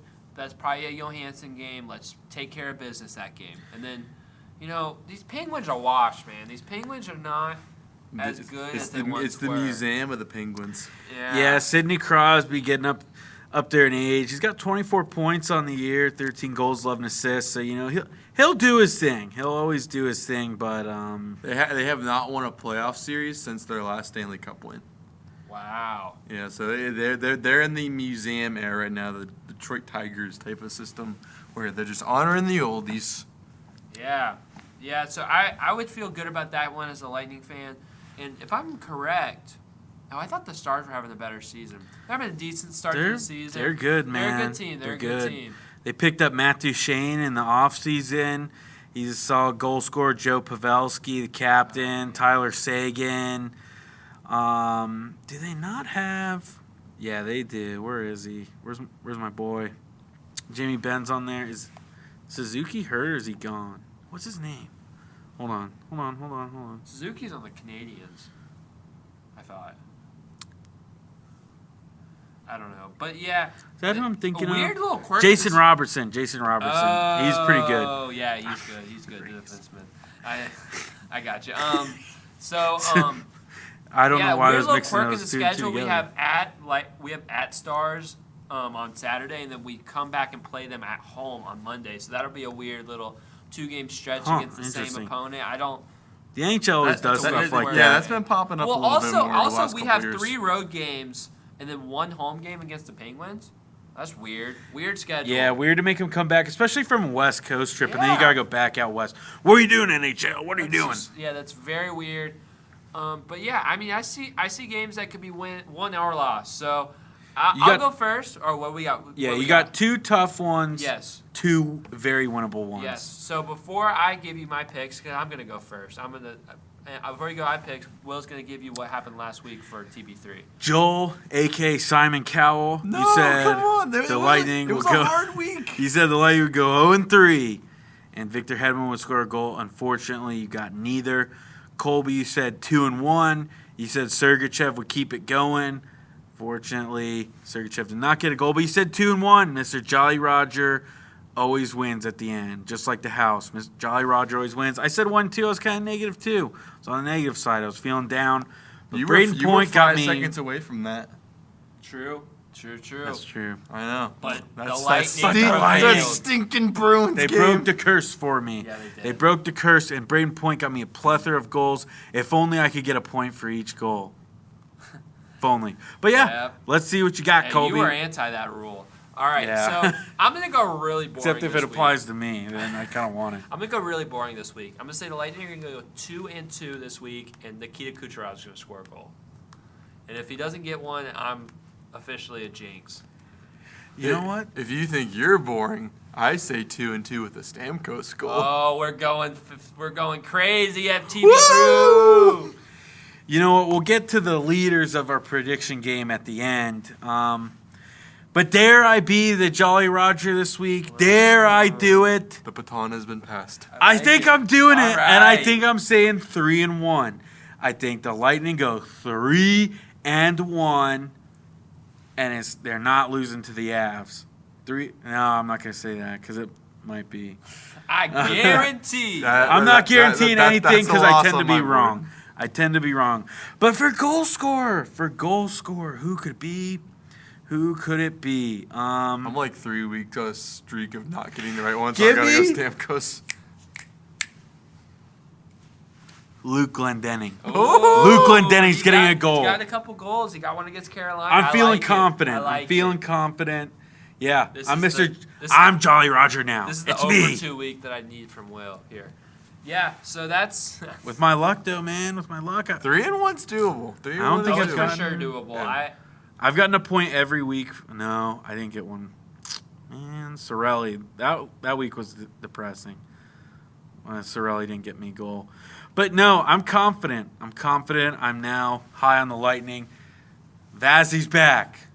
All right. Vazzy's back. Speaking of That's all I gotta Vazzy's say. back, the stock is rising. And you know who else's stock is rising? Your USF Fightin' Bulls, as they are going bowling. They have won 6 games going bowling for the first time since 2018. Congratulations to every single player on that team. Congratulations to Coach Golish and the staff. You guys have done an amazing job turning around the team that won 1 game last year. One game, and they are going to be bowl eligible. Round of applause. Good job, USF. Yes. I just want to say I predicted this. I took a chance on USF before this season. I said they were going 6-6, and boom, they got it. So good for you. I will recap you this game that the USF got their bowl eligibility in because it was a great game. It started off. Charlotte goes down, scores on the opening drive, and I'm like, oh my gosh, USF made me sick. I said sick to my stomach. I typed in the group chat, USF is back on their BS. BS as in bull shark. But USF was not because they would score 28 unanswered points to take firm control of this game. And this was just an absolutely great game, record-setting from Byron Brown. He becomes the first ever USF quarterback to throw for 3,000 yards. This isn't a school full of slouchy quarterbacks. I mean, I remember Quentin Flowers, but Byron Brown, as a freshman. DJ Daniels. Yeah, as a freshman, Byron Brown is the first USF quarterback to throw for 3,000 yards. He has such a bright future. I am so excited to watch him be a part of the green and gold for 3 more years. So that's awesome. Yep, USF controls this game. Charlotte gets a touchdown to cut it to 28-14. But then USF scores 20 more unanswered points to win this game 48-14. Oh man, I couldn't be more happier. I think if you aren't a fan of the Bulls or if you're just new and hopping on the bandwagon, welcome aboard. But yeah, just to see the turnaround, man. Even if you're not a Tampa sports fan, this is a feel-good story, man. This is a Feel-good. program that was at its lowest point maybe ever, and they bring in a new coach, and he changes the whole brand of the program. I mean, I could tell just by the way I see the social media, just by the way I see the players playing and practicing on video and then in the games. He changed the complete, the whole trajectory of the program. He changed it from the ground up, and he turned them from a 1-win team to a 6-win team in 1 year. And it wasn't like he brought in 100 transfers and brought in all these 5-star recruits. I mean, this is not a roster filled with talent. I mean, these guys are great guys, but it isn't the top of the top. And he came up with a lot of stuff. He got guys to play a lot better than expected. I think that's the biggest thing. When you got guys who believe in the program, they believe in what you're teaching them, and to play better than what people project them to play, I mean, it's unreal. And the sky's the limit for him. The sky is the limit for him. I think shout out Byron Brown. I want to pull up his stats for the year outside of passing yards. But yeah, 3,078 passing yards, 23 touchdowns, 11 interceptions.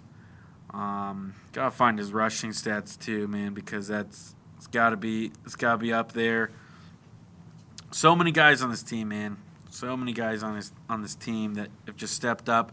Sean Atkins setting the team record for most receptions ever. Got a lot of guys who've been through some tough times. A lot of guys who've been through some tough times on that team. And what they're able to accomplish this year.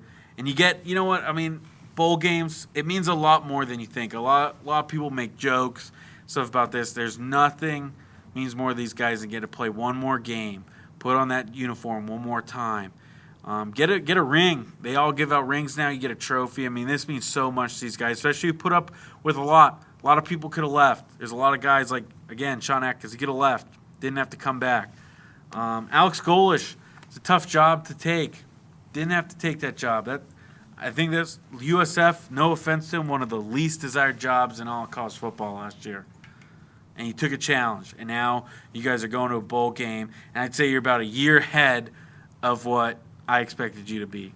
I mean, just this win alone, like this is a game where it's like, USF's great and all, but they're not going to get up when they need to get up. They're probably going to lose the game, 5-7. Good story, but no bowl game. And they won the game. And not only did they win the game, they won it in convincing fashion. Like, I'd be willing to put up an argument and say this is the best win of the year for them. Yeah. Like, to put up that many points at the end of the game unanswered, like, that's insane.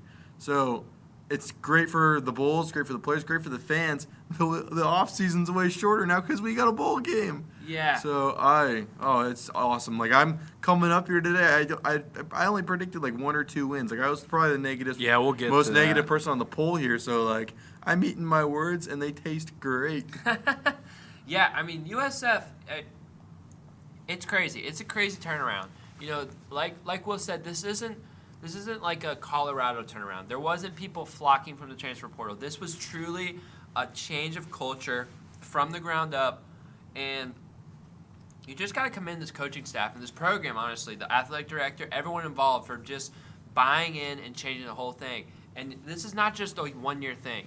I'm looking here right now. USF has the highest recruiting class of any Group of 5 team in the 2024 class. No Group of 5 team has a higher recruiting class than USF. And not only does USF have the highest Group of 5 recruiting class, you know all that Deion Sanders talk.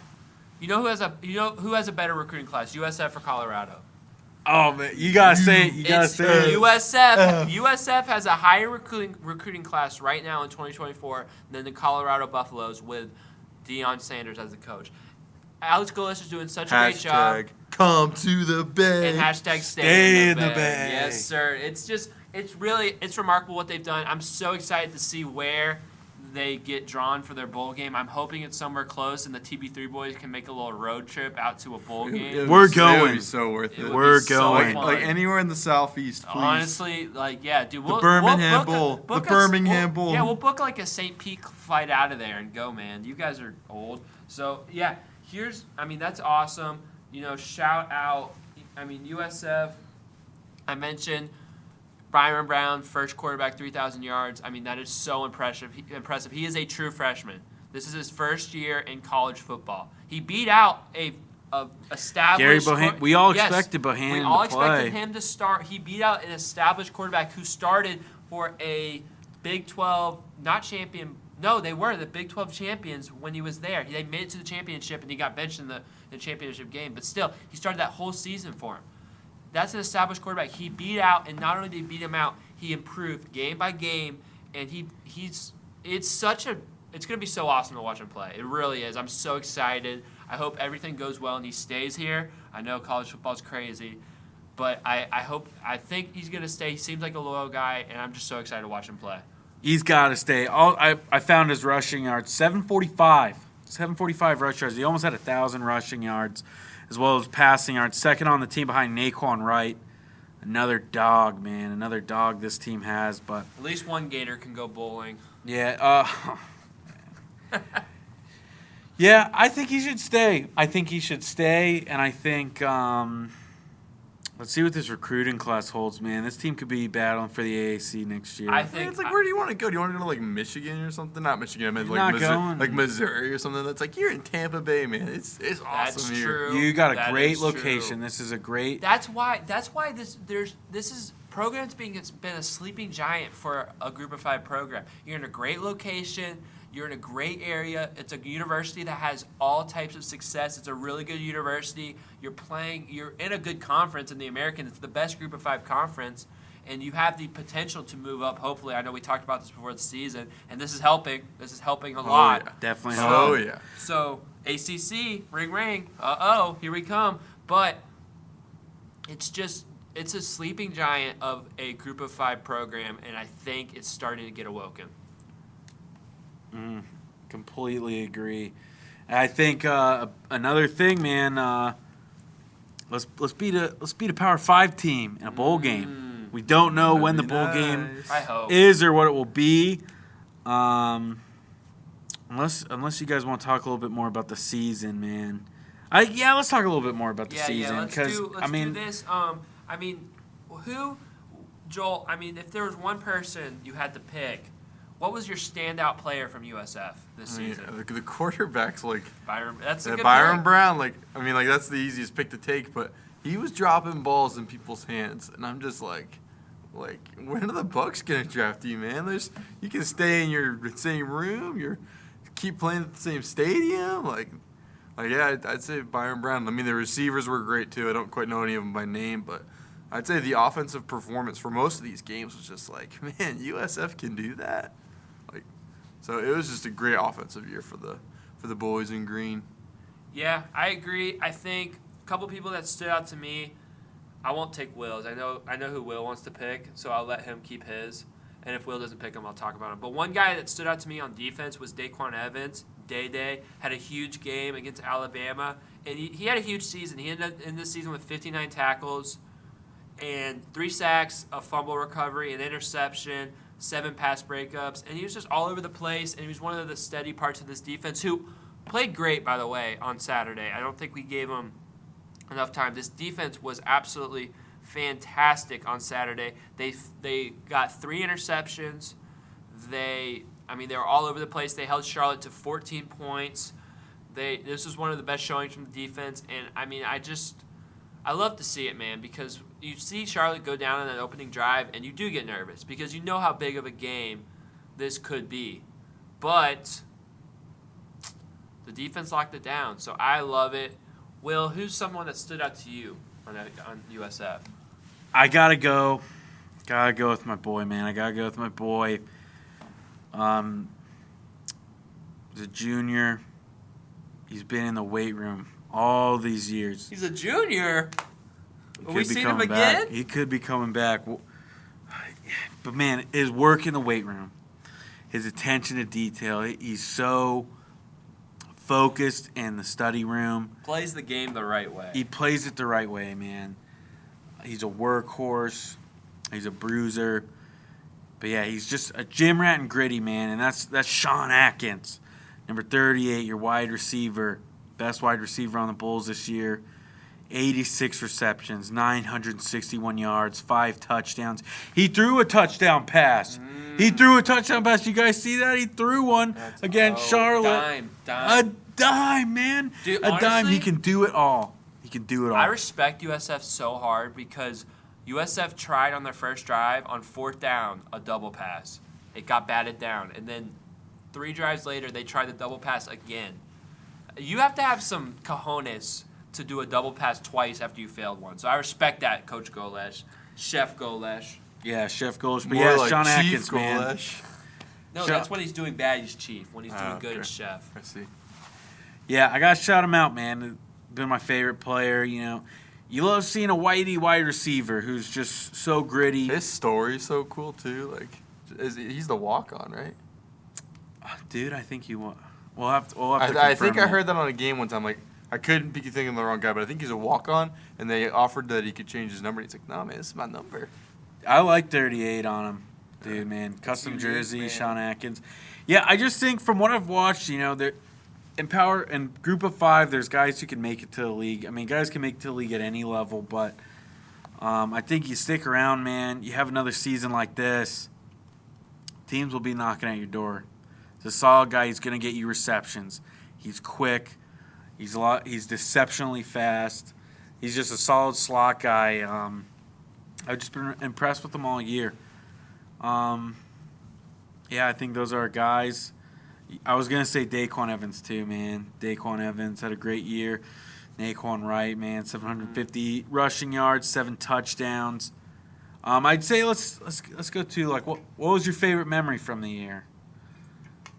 I have to say my favorite memory, it was probably that Rice game. You know, USF beating Rice. It was right after the Alabama game, and you know we were begging them to come out and show us that hanging with Alabama wasn't a fluke. And USF did that. They beat a really solid Rice team. I hate JT Daniels. He comes from 2 schools that suck, USC and Georgia. No one likes those schools. So I love to see him get beat. The defense, there were some huge plays in that game. It was at home, USF.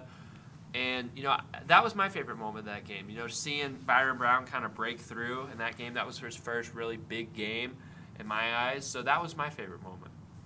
Mine's got to be the Alabama game. I know we didn't win, but be in that game for so long and to see so many Alabama fans just be mad that their team wasn't winning 62-10 it was awesome. There was that moment, too, when the rain started coming down and the Bulls started moving the ball, and you felt that the Crimson Tide, the tides were turning in that game. What could have been? That's a good memory for me. I also think the Navy game I think they were down 14-0 early and quick, and a lot went wrong. And I think that really showed me that this program was turning around the right direction. Down 14-0, you're able to come back, weather the storm, you win 44-30. That game sticks out to me a lot. I know it didn't get good after that. They got blown out the next two games. But yeah, it's something with a young team, when stuff starts to hit the fan, you expect teams to crumble. And they didn't. And I think we saw that a lot of times this year, but that was kind of the first for me seeing it from this team. So I'd say the Navy game has to be my favorite memory from this year. I think, too, yeah, let's go. I can't find anything about Sean Atkins' story, but I did find out he worked at Einstein Bagel in 2019. Well, then he probably was a walk-on. Yeah, probably was a walk. Well, yeah, that was before NIL. Maybe. But yeah, this year, we got to look at the predictions. Joel, you said 2-10. I'm sorry, Bulls. Hey, I was listening to the media too much. I said 4-8. Colby, you got it perfectly. Boom. 6-6. How many points does he get for that? Just one. I mean, out of all of us, we only got 2 or one each. So, unfortunately, sorry, Joel. Every point matters. Every point matters. So yeah, I'd say looking back on it, I'm very, of course, obviously impressed, and I think I said it earlier. They're a year ahead than what I thought. I thought 4-8 would be fine for this year. You're coming in as a new head coach, not a lot of talent there. I thought 4-8 would be respectable, and you build on it for the next year. And you had a pretty tough schedule for the AAC, so I'm happy with my pick, I guess, and I'm happy I was wrong and that it was better than what I predicted. What about you? All right, before we go, Sean Atkins was a walk-on, and he was working 40 hours a week as a food runner at a local restaurant. And practicing? Yeah. Wow. And he's so he was about to give up, but then he said he bet on himself, and even if he didn't play, he wanted to try. And yeah, nobody really wanted him, so he went to USF. And look at him now. Man, that's awesome. What an inspiration, man. He's only 5'10", so he's awesome. Yeah, but he's a great route runner, great hands. Gritty, so gritty. Oh, gritty. Yeah, man, shout out Sean Atkins, dude. What a dude. Man, I might need to cop a Sean Atkins shirt. Me too. I want a jersey. Maybe the clean gray jerseys they wore on Saturday. Those were nice. Jerseys were fire. One of my favorite iterations of the slime. They're good with the uniforms, man. Yes, that's what I'm saying. You know these athletes, they love uniforms. Come to USF. Yeah, they got sick gear. USF has fire uniforms. They wore their classic ones a lot this year, too. Yes, I appreciate that, too, because their classic ones are beautiful, too. They're good. Also, shout out Raymond James, the USF student body and fans. Almost 30,000 in that joint on Saturday for a big game. I appreciate that. Really good turnout. Yeah, I got something for you. Average was 37,944 this year. That's awesome. That's really good. And this is coming off after you won one game last year. That is so awesome. I mean, that's huge. I know Alabama boosted that. 65,000 will still come see a USF Bulls game. That's pretty big. FAU, 36,000. FAMU 36,000. So that's a big crowds. That's big crowds for AAC Group of 5 school. You can't wait till they get their stadium though, man. Hopefully next year we're still in Ray J. Let's see that thing popping. Let's see that thing popping for the Bulls. Yeah, make Ray J look really green. It'll be awesome. Yeah. Yeah. So I mean, I think there's nothing to predict. We will wait patiently until next Sunday, and that's when all the bowl games will be announced after the playoff teams are announced. And I think we got to move on. Yeah, well, I just wanted to mention a couple of bowl games. Could be the Birmingham Bowl, like we mentioned. Could be Gasparilla, which is right here in Tampa. Then you really need to show out Tampa Bay fans. Boca Raton Bowl. I think it'll probably be one of those three. So, yeah, you could be playing some Power 5 teams in there, some SEC, some ACC. So, yeah, I'd say keep an eye out for when I would love to see USF, beat up on, a mid-ACC team. Oh, my gosh. I was thinking they could play Kentucky. Maybe. Kentucky in the Gasparilla Bowl. That would be fun, but also, I don't know, man. I don't know if they stop. That would be a hard run game to stop. But if they stop the run game, Devin Leary's trash. They stopped Bama's run game. True. Big game from Day and the run game, all those boys. Yeah, so look out for next Sunday when all the playoffs are announced.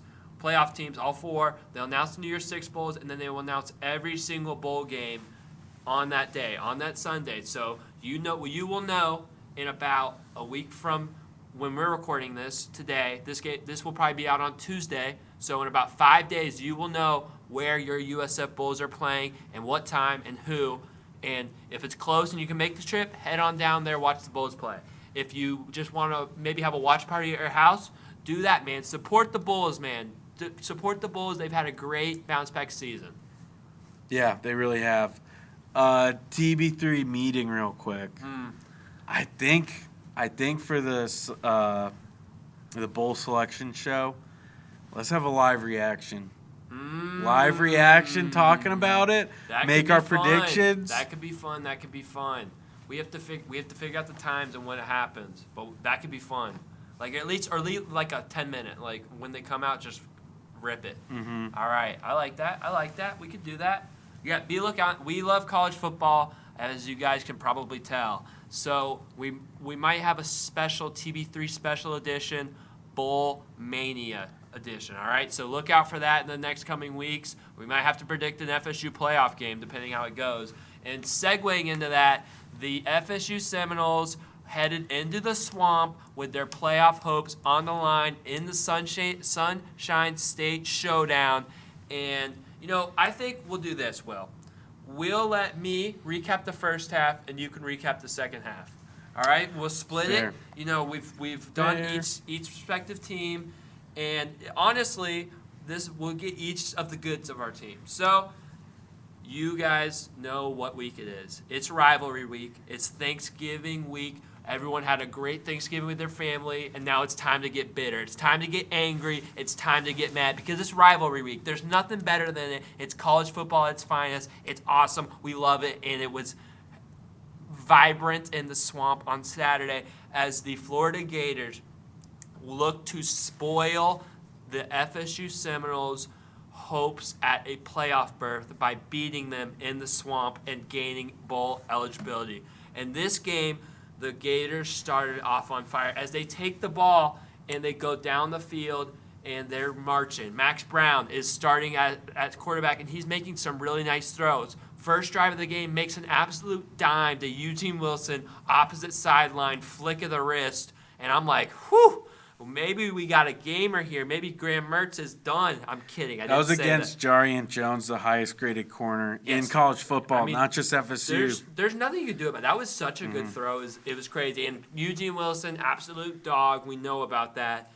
But the FSU Seminoles, the Florida State Seminoles, had to settle for had an answer, and the Gators had to settle for a field goal. Huge play by Jared Verse, blowing up Trey Wilson in the backfield, and Trey Smack lines up for the field goal, and it is no good, wide right, and this game is still tied 0-0. However, the Gators defense came out with their hair on fire as they were stopping FSU left and right. They forced FSU to punt on, and FSU did not gain a single yard. They actually went backwards 7 yards on their first play, and then the Gators got the ball back, and they continued to move the ball all the way down the field into the red zone, and they definitely were not helped out by a bad call on that drive at all. That was a very good call with the unnecessary roughness. I definitely think that was the correct call, and the Gators punched this one in. Montrell Johnson into the end zone. The Gators lead this one 7-0, and then FSU, Gator defense on fire, goes backwards again, -1 yard, 3 and out. They punt it back to the Gators, and the Gators drive down again. This time, they get in field goal range, a little closer for Trey Smack, and he's able to knock that one through. It's 10-0. And then, after a couple of punts both ways, FSU was pinned back deep. And on third down, Tate Rodemaker drops back. He's drifting in the end zone, and he is sacked in the end zone for a safety. The Gators are on fire. It's 12-0. And on the ensuing kickoff after the safety, Trevor Etienne, with a really nice return, gets to the midfield. And at this moment, the game changed as Billy Napier, as he's done multiple times this season, decides to get cute. The Gators try to run a double reverse flea flicker, and it doesn't work at all. Intentional grounding is called. The Gators are moved back 14 yards, and that drive stalls, and it results in a punt. And then the Noles do what they do. They cut into the lead on a huge drive, a couple big third down conversions, 90 yards, 10 plays, and FSU is on the board 12-7. However, Mike Norvell, when the Gators trying to run the clock out, gets a little cute. He calls a timeout, and then Montrell Johnson breaks a huge run into FSU territory, gets the Gators in the field goal range. Fortunately, there's a holding penalty called, moves them back, but they are still in Trace Mack's range. He has made these 50-yard field goals numerous times this season. He kicks it. It's up, and it's good. No, he's iced. That kick did not count. Trace Mack, all you gotta do is do it again, buddy. No, this ball is pushed wide right again, I'm pretty sure, and we go into half. 12-7 is the score. Florida is winning. And if you're a Florida State fan, like myself, a little frustrated with how the first half went, but you do have an inexperienced quarterback in Tate Rodemaker. Wasn't pretty, but the touchdown drive gives you some hope. And we know all year Florida State is a second-half team. Coach Mike Norvell gets the team fired up. They make the right adjustments, and Florida State comes out in the third quarter and would march down the field and would score a touchdown to take the lead. Trey Benson, 36 yards for the score. Nobody could catch him. Then, however, the Florida Gators would have a drive of their own, taking up a lot of clock. That was definitely the game plan for the Gators, was to chew up as much clock as they could, and they would kick a field goal. But I said to myself, that's the last time they're scoring, because this defense needed to come alive, and they would come alive. After 4 punts in a row, we're getting to crunch time. It is a 15-14 game, and now I'm getting actually a little concerned that, Florida might not score again, but we might seriously lose this game 15-14. But the Seminoles wake up. They wake up in a big way. They would go all the way down the field, get to first and goal, but unfortunately could not score a touchdown, but they would regain the lead with a huge field goal, 17-15. Now, the defense still needs to make some plays, come up with some stops, and they would do that. They would force the Gators to punt, get the ball right back, and score another touchdown. Trey Benson, 26 yards, scrambling, making defenders miss.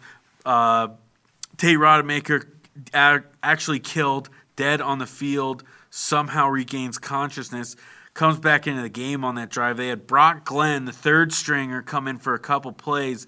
We'll get to him in a little bit. But no, Tate Rodemaker definitely was on planet Jupiter. Still handed the ball off the way he needed to do it. Florida State scores a touchdown. It's 24-15. And then it's a Jared Verse show.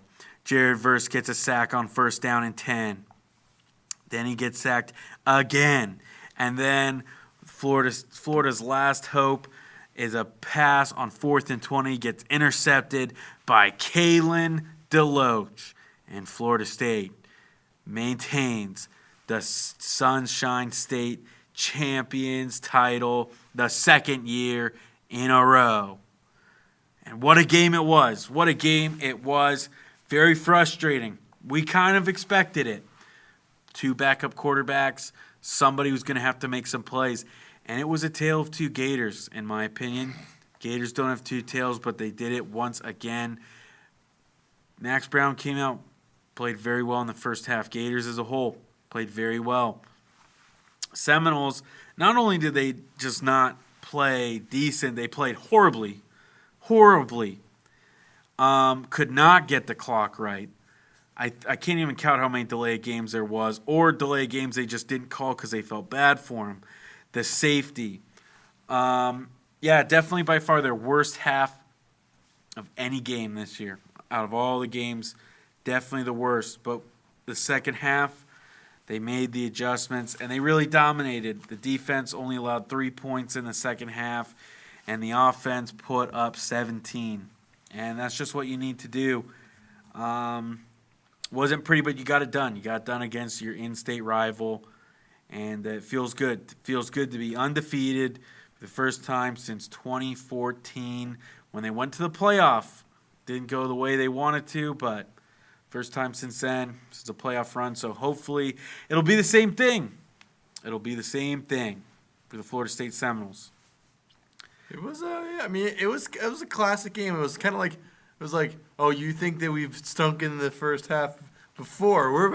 We saved the best for last. Like that's kind of how I saw it. But again, they adjust to the game plan of the Gators, and it works out. It's one of those things where I've heard people say that they're holding off on the adjustments until the second half so that the Gators don't have the halftime to correct what they saw toward the end of the first half. So great game plan. It was awesome to see even the third string quarterback come in. Like it was just Brock Glenn. Brock Glenn. They let him throw in the first play, they too. Did. Which was they insane. let him throw.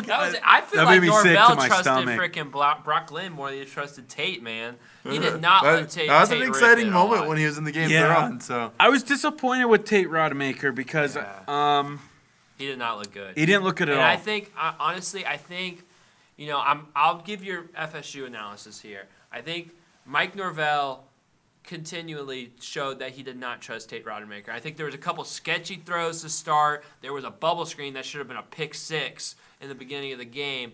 And Mike Norvell did not trust Tate Rodemaker. He was trying to keep it on the ground. He was trying to keep the throws short.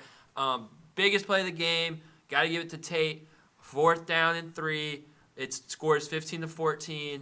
He rips a slant into Jaheim Bell. To convert that 4th down.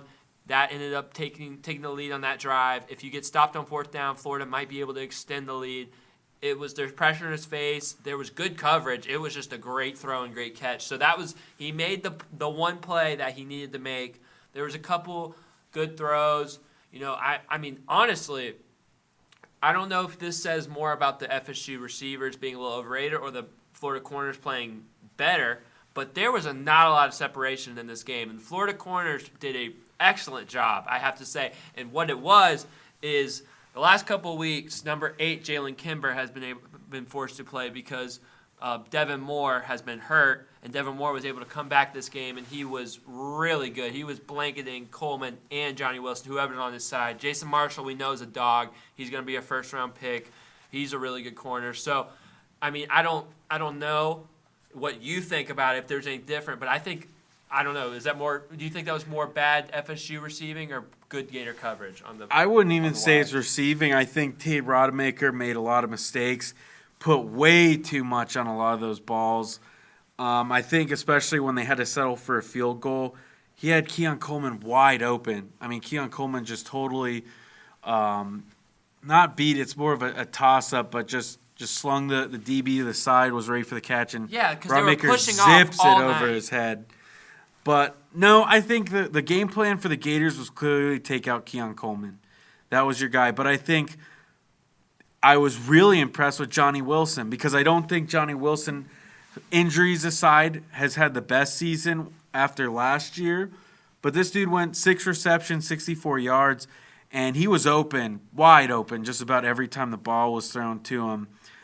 So I think seeing him step up actually was a little bit of a relief because teams have seen Keon Coleman. He's a flashier player. He definitely came in and was like, I'm the guy. And you needed somebody like Johnny to step up. You needed somebody like him to step up and play to how everybody expected him to play, and I think he did just that. I was waiting for one of those Johnny Wilson drops, and they never came. That's the thing, too. He did not drop the ball. And he made some tough catches. I think that one on the sideline, really good catch. Made some tough catches. So, I think that was just the Gators' game plan. They were going to take out Keon Coleman, and they did for the most part. He had a pretty good return, though. Great return. Yeah, that was a big play. I want him to – he's been so close to busting one, man. Yeah. Well, that was poor tackling. Poor tackling got the Gators. Honestly, this was really the epitome of the Florida Gators 2023 season. They over and over again have found a way to snatch defeat from the jaws of victory. Yes, you heard that right. Not the other way around. The Gators really just find a way to lose, man. They really do. You look at this game. why are we spitting on players, man? That's just so dumb. I don't know how you have that much spit in that mouth, bro. Yes! I was hoping you would say that. Like, how did he have that much in his mouth? Like, dude, is he like chewing tobacco or something? Maybe he drank some water and saved it because he was planning on spitting on it the whole time. There's no way you can spit that much as a human. That was insane. I agree. And then, Tate Rodemaker is sliding 5 yards short of the first down on third down. You stop them, they're going to punt the ball, and you're down by 1 point, and all you need is a field goal. And for some reason, Jaden Hill that was his last game as a Gator. You know why? Because he's a senior. He is a senior, and he made that mistake. That's terrible. And it's just the stuff like this. Every week there's something like this that happens. The defense plays good. Oh, the offense is going to be bad. And I have to say, Billy Napier, I've been on your side the last few weeks. I've thought you've called really good games on offense. This week, horrible game plan. Absolutely terrible. You played way too conservative. You had no trust in Max Brown after all he did in the first half was put the ball where it needed to be. He was making great throws, and I understand he doesn't have very good pocket presence. Anytime there's pressure, it was not good. However, there was plenty of ways to get quick throws, but you just continually ran the ball in the same spots, in the same down. It was way too predictable. FSU adjusted. All they did was send run blitzes every single freaking time, and it worked. Why would they not do it? Because you were not messing up you were not sprucing up, mixing up the offense good enough. And a game like this, it's a rivalry game. It's a big game. It's against a team that's a playoff team. If they win out, you have to win the game. You can't just keep putting off the game and hope that FSU loses it, because it's not going to happen. It's just not going to happen. You have to go win that game at home. And Billy Napier did not call a game that was like that. See, honestly, and this is coming from a Seminoles fan, I kind of think he had a great offensive game plan, because I think what can you do as the Gators offense? You have a new quarterback in. You made it really easy for him, and the game plan worked to perfection in the first half. Keep the Noles off the field. Keep the highest scoring offense off the field, regardless of Jordan Travis not being in, because like they said on the broadcast, both teams really didn't know what they were getting from each other on offense. But you know how high-scoring Florida State can be and how fast they can score points. So what do? You have huge time-chewing drives. I mean, the first drive, 7 minutes. Second drive, 7 minutes. It's keeping the defense on the field, too, because that's the whole FSU thing is that they keep their defense fresh throughout the whole game by swapping players out. Yeah, you took up a whole quarter of time in the first half. You did that to perfection. I think, honestly, it's on the defense, because regardless of how good they played in the first half, I think if I was a defensive coordinator going into that game, if I was Austin, what's his name? Austin Armstrong, I'm thinking, I'm making Tate Rodemaker punish us with the pass. I will not give up an inch in the run game. Make this guy go on the road in the swamp and throw the ball. And Trey Benson ran for 100 yards and 3 touchdowns. And I think it's like, yeah, they looked at Florida State came out a little flat in the first half, but the rest of the game they had their way running the ball. They really did. And I think that's their biggest blunder is, and I know they've had trouble all year stopping the run, but I think all you had to do was shut that down on defense, and you win the game. You would have beaten Florida State. You would have upset them. But you just couldn't stop Trey Benson. And especially with the injured offensive line, I don't know how many stars didn't play for Florida State. I know Bless Harris was one of them. He's one of their most seasoned veterans on the offensive line. You had a banged-up offensive line.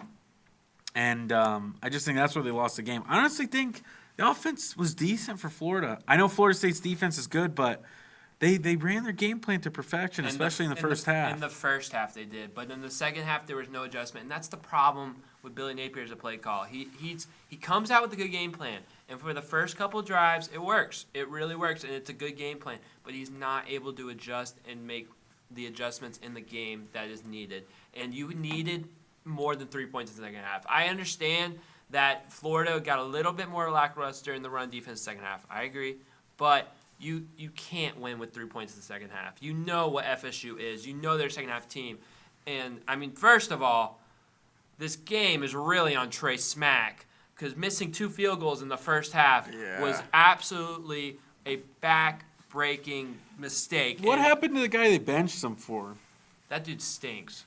He transferred now, but he stinks. This Trey Smack literally has made every single field goal except for the ones we need him to make, man. Missed the game winner against Arkansas. He missed 1 against South Carolina. He missed 2 in that game. Those are all the field goals he's missed. Every other field goal he's made. You got to feel for him, man. He can't handle the pressure. He can't handle the pressure, not at all. And it's brutal because you come out and, you feel like FSU takes the momentum 12-7.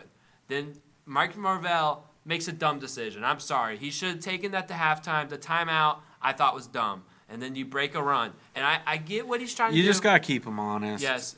But you break a run, and now you're in field goal range. Holding penalty did not help. I get that. However, we've seen him make 50-yarders like 5 times. He has the leg for it. If you make that field goal in the half, the momentum absolutely flips right back to you. But instead, the momentum is now either further away from you. And I was 100% certain FSU is coming out and scoring a touchdown. I knew it because the momentum completely flipped. And that was a game-changing mistake. Just like spitting on someone, the spit not only disqualified a player, someone who was rotating a defensive line, the spit gave you guys 15 yards on your first scoring drive. You guys hadn't been able to drive the whole field the entire time. And you make a mistake like that. It was so much spit. That's the highlight of the game. Like, it was so much. And it's Jamari Lyons is like, he was like Marco Wilson shoe throw. That's what I'm saying. My drink. Yeah, and I'm like seriously, like every single time the Gators do anything like that, they're gonna lose every single time. So I honestly knew from that point the Gators were gonna lose because we've never ever, if it's a stupid quote, if it's a shoot throw, whatever, it always happens. The Gators always make dumb mistakes. I'm so sick of it, man. I'm so sick of it. I'm so sick of the Gators. I'm glad they didn't make a bowl game because I'm sick of watching them, man. Because they are just every week they reel me in and they just don't win, man. They do anything in their power. It's 4th and 17. Let's let them convert it. Your offense is rolling right. Let's let Jaden Daniels go for 600 yards. Oh, we have a nice, easy Arkansas team that lost to Auburn, who lost to New Mexico State. They almost beat Alabama, though. But still, you have a 3-win Arkansas team, which should be an easy win. We will find a way to lose that game. Every single, it's incredible. It's incredible how they find ways to do this, and I hate it. But, yeah. And there was so much hype going into the season, too. Like, everybody was like, ooh, this coach, he's legit. He's the real deal. The hype, it was definitely, like, relaxed hype. Like, no one was full in. I know it was a hard schedule. It wasn't, like, going to the playoffs, but it was, like, bowl. It was, like, we're getting a bowl game. Like, that's you were really hoping to take a step forward in this season, and you did not. You have a worse record than you did last season. Yeah. I think it's probably a good time to go into season review then. Yeah. So here's my thing about the Gators. You feel so close yet so far when you look at this Gator team. Because there are a lot of players that you can really see. I mean, first off, the obvious. The Florida Gators have the most true freshmen starting of any team in the Power 5. No other team. They have 12. The next closest was 7. They are an inexperienced young team. I mean, and the people that aren't true freshmen for the most part are sophomores. Inexperienced young team. So in that way, you expect them to take a leap. You have players that you see that you think next year could be a very good part of your team. Eugene Wilson, absolute dog. He's going to be an elite receiver for years to come. Trevor Etienne, elite back for years to come. Graham Mertz, you got him for another year. You know what you're getting from him. That's a good thing. You have defensive players that look good. Your linebacking core seems to be set, honestly. Shamar James, out of the Georgia game. He's a really good player. He will be back next year. Derek Wingo. People like this. You have core players, but the Gators have to hit the portal and get linemen because that is where they have lost so consistently in this season, and they have to change that. Their offensive line got bullied by FSU's defensive line, especially in the fourth quarter, and the defensive line has shown over and over again they can't stop the run. So you have to hit the portal and improve those things, but you feel like there's players that you can move on with, that you can become a really good team. But you just have to find the pieces around those players. You have to fill in these positions that are open the right way. And you also, if you're Billy Napier, you got the number 5 recruiting class. That's what they've been holding on the whole year. You've already had a couple people flip, but it's 2023. Everyone's flipping. You got to get some people to flip over. You have to hold on to this. You have to keep it top 8 at least. I want to keep it top 5, but you got to keep it top 8 at least. Then you have to keep the important players from transferring. You cannot let your starters transfer. You have to bring in more people than you lose. Backups transfer, whatever. That's college football. It doesn't matter. But you can't be losing important players to bigger teams. You are the Gators. You have to be the bigger team people are going to. Easy enough. And then, like I said, portal and recruiting. Keep your recruiting class, keep it where it is, and don't lose your players. And then, those are your 2. And then, first off, Billy Napier. First and foremost. No, that's not what I'm saying. First and foremost, you have got to hire a special teams coordinator, a designated special teams coordinator. There's no way in 2023 in a Division I football program you don't have one. That's bogus. So get one. I don't care about your freaking energy coordinators, your strength, your power coordinators, whatever you call it. They have, your defensive, wealth advisor. Like, I don't care about these guys. Get a special teams coordinator. Also, I want Billy Napier to hire a offensive coordinator that is not on the staff. I don't want him to pass. I want him to have someone that will hold him accountable, that will help him make adjustments during the game, and that they can meet with their minds and let Billy Napier coach the game. That's 4 things. That's very big 4 things, but that's what you need to see if you want to have a successful season in Gainesville next year. Yeah, I think you make great points. I don't know. I mean, I'm going to try to be unbiased. And, I think I have been. I think I have been for the most part. Really outside Tennessee, because I had to let it be known Tennessee stinks. Other than that, I've been pretty non-biased. I said they go 6-6 this year, and I wasn't that far off, and I really wasn't being negative, and I really wasn't thinking that it was going to be a bad 6-6 year. I just think they had a tough schedule. They had Georgia, LSU. It's even tougher next year. Florida State, Utah on the road. I mean, you had a lot of tough games, and I didn't think it was going to be like a disrespectful 6-6, like they got blown out in their 6 losses. I just thought it was going to be a tough schedule, and it's hard to win in the SEC.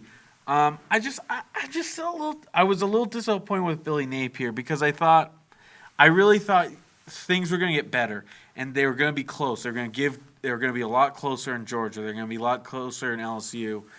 And I think they're closer with FSU, but I still think with Jordan Travis, it probably would have been a lot different. I just think there's a lot of blunders the whole year. Comes right from the coaching staff. I agree. How can you not have a special teams coordinator? And I think in this day and age, it's so hard to be a successful coach and call your own plays, no matter what side of the ball it is. I think that's exceptionally hard. And I don't know. I really think you got to give him one more year. But man, I mean, it's one of those things where it's like he could do a lot of damage if he really isn't the guy. And that's what scares me for Florida. Is you want to give him another year. You want to see him succeed because, again, he has a great offense. Nobody wanted Mertz, and he turned him into one of the most reliable and one of the better quarterbacks in all of college football. You know what I'm saying? Like there's a lot of things he's able to do right. But you think you go a step further back from this year compared to 2022, you go backwards again. I mean, you could really hurt that program. You could really hurt it. And that's my fear for Florida. Especially like their recruiting class, they lost some big names. You can't afford to lose anymore. And you can't afford to have guys jump ship. And it's tough not having a bowl game. I really think, though, like, even if you lose that bowl game, you just got to show, like... I think it might be better. I think he has all of December to recruit.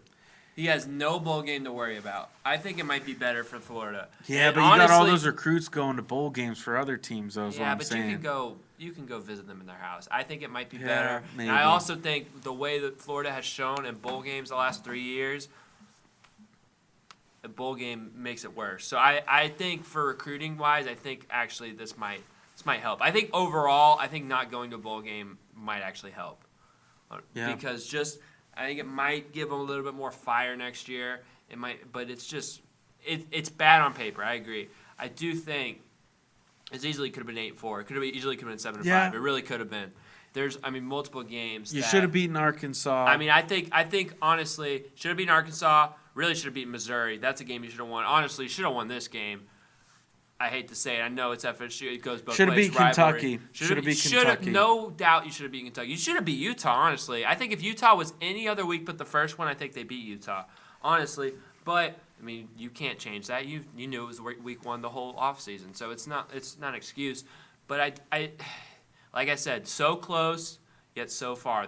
You have to find a way to make those little changes to make the big result happen. Because I do think the stones are there, but they got to start moving those stones. There's tweaks that need to happen. I think it's the coaching staff first.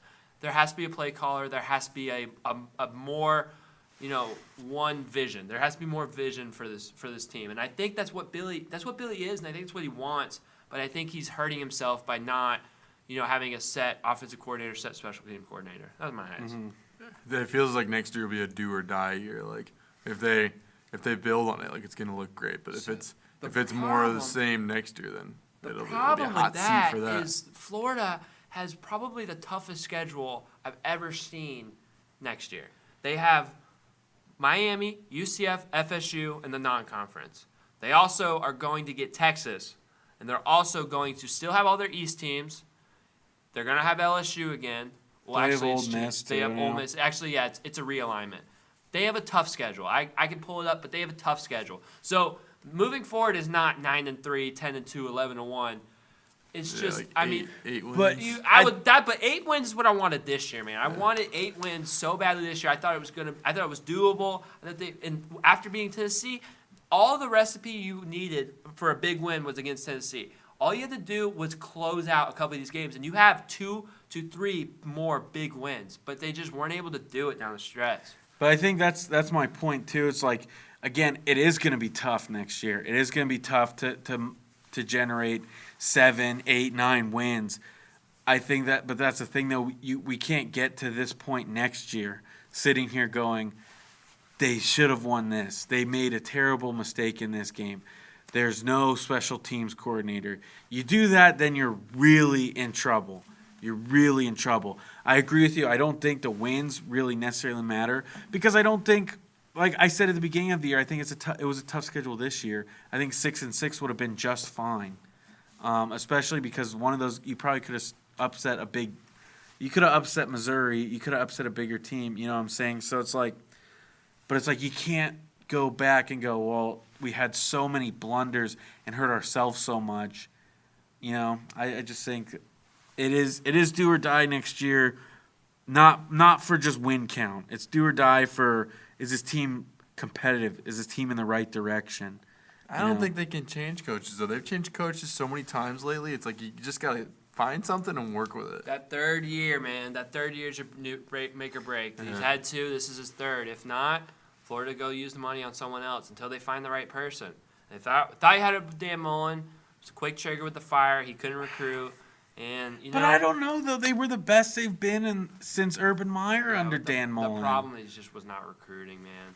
He just wouldn't recruit. He just wouldn't do it. So, yeah, but they still were going to the SEC championship. He had leftover recruits, and once those players were gone, he wasn't able to replenish it. He's a good coach. He's a great offensive mind. I wish he was the offensive coordinator of the Gators right now. You know what I wish? I wish Billy Napier was the head coach. I wish Dan Mullen was the offensive coordinator. I wish Will Muschamp was the defensive coordinator. If the Gators had that, you know what they'd be? In the national championship, because that's great coaching, great recruiting, great offense.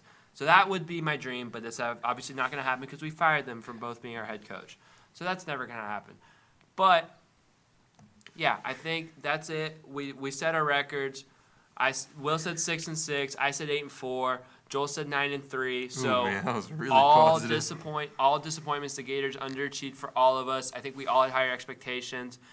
I think the games kind of, I feel like, went how we thought they would go. A lot of close games. They just, like Will said, they just didn't work out, and we can't. But a loss is a loss. At the end of the day, a loss is a loss. You can't change that. So, I mean, I think we should move on to the team that's still playing. Yeah, we have to move on. To your number 4 now. They're number 4 in the AP yet again. The Florida State Seminoles capped off an undefeated season. First time since 2014. I mentioned that earlier. And I was happy. I was happy about the win. You always love seeing your team win. It's still in the back of my mind. It's still been kind of frustrating. It's just thinking about what could have been. Thinking about what could have been with Jordan Travis. And maybe I'm wrong. Maybe I'm completely wrong. Maybe this team goes and wins it all. Maybe they do. We've seen it happen with Ohio State Buckeyes. But again, it's just a different team. It's a different year. College football is always, I think, it gets more competitive every year, man. It gets tougher and tougher every year.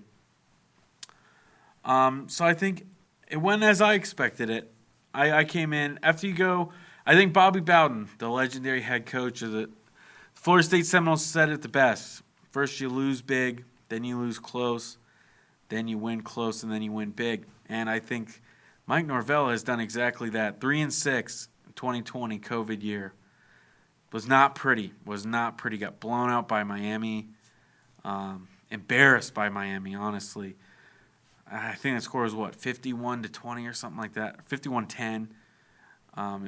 Beat by Florida. No, not that year. Sorry, it was COVID year. But yeah, you get embarrassed. You go 3-6. Then the next year, you barely beat Miami. Barely. And you lose to Florida. And so that counts as an L. Bobby Bowden said that too. It said, rather lose a national championship but beat Florida. Because, that's how it is with rivalries. And then 2022 was not looking pretty, sitting at 4-3. I think the hot seat was definitely on Mike Norvell through 2 kind of mediocre years. Then you lose 3 of the biggest games in a row, back-to-back. But then something changed. Everybody bought in, and they hadn't lost a game since that. Yeah, man. I really thought, I just thought, too, they played so well against LSU this year, and I thought, there's no way that's their best game because they didn't even play that well in the first half. And I thought at some point they're going to peak. At some point they're going to be their best, and maybe it was the playoffs. Maybe it was the ACC championship where they finally start playing 100%, 4 quarters. And, man, they won some games. They won some tough games, close call in Clemson, but you come out on top. And we've seen what Clemson has done to teams in Death Valley. We've seen what they've done. It's hard to come out of there with the win. You beat Miami. You beat Duke under the lights. And I thought, well, when is it going to finally come together? And it might not. That LSU might have been that game, and that might be it for the season. But we'll see. That's the best part about being a fan is there's always hope. There's always hope in your team and excitement of, the unknown.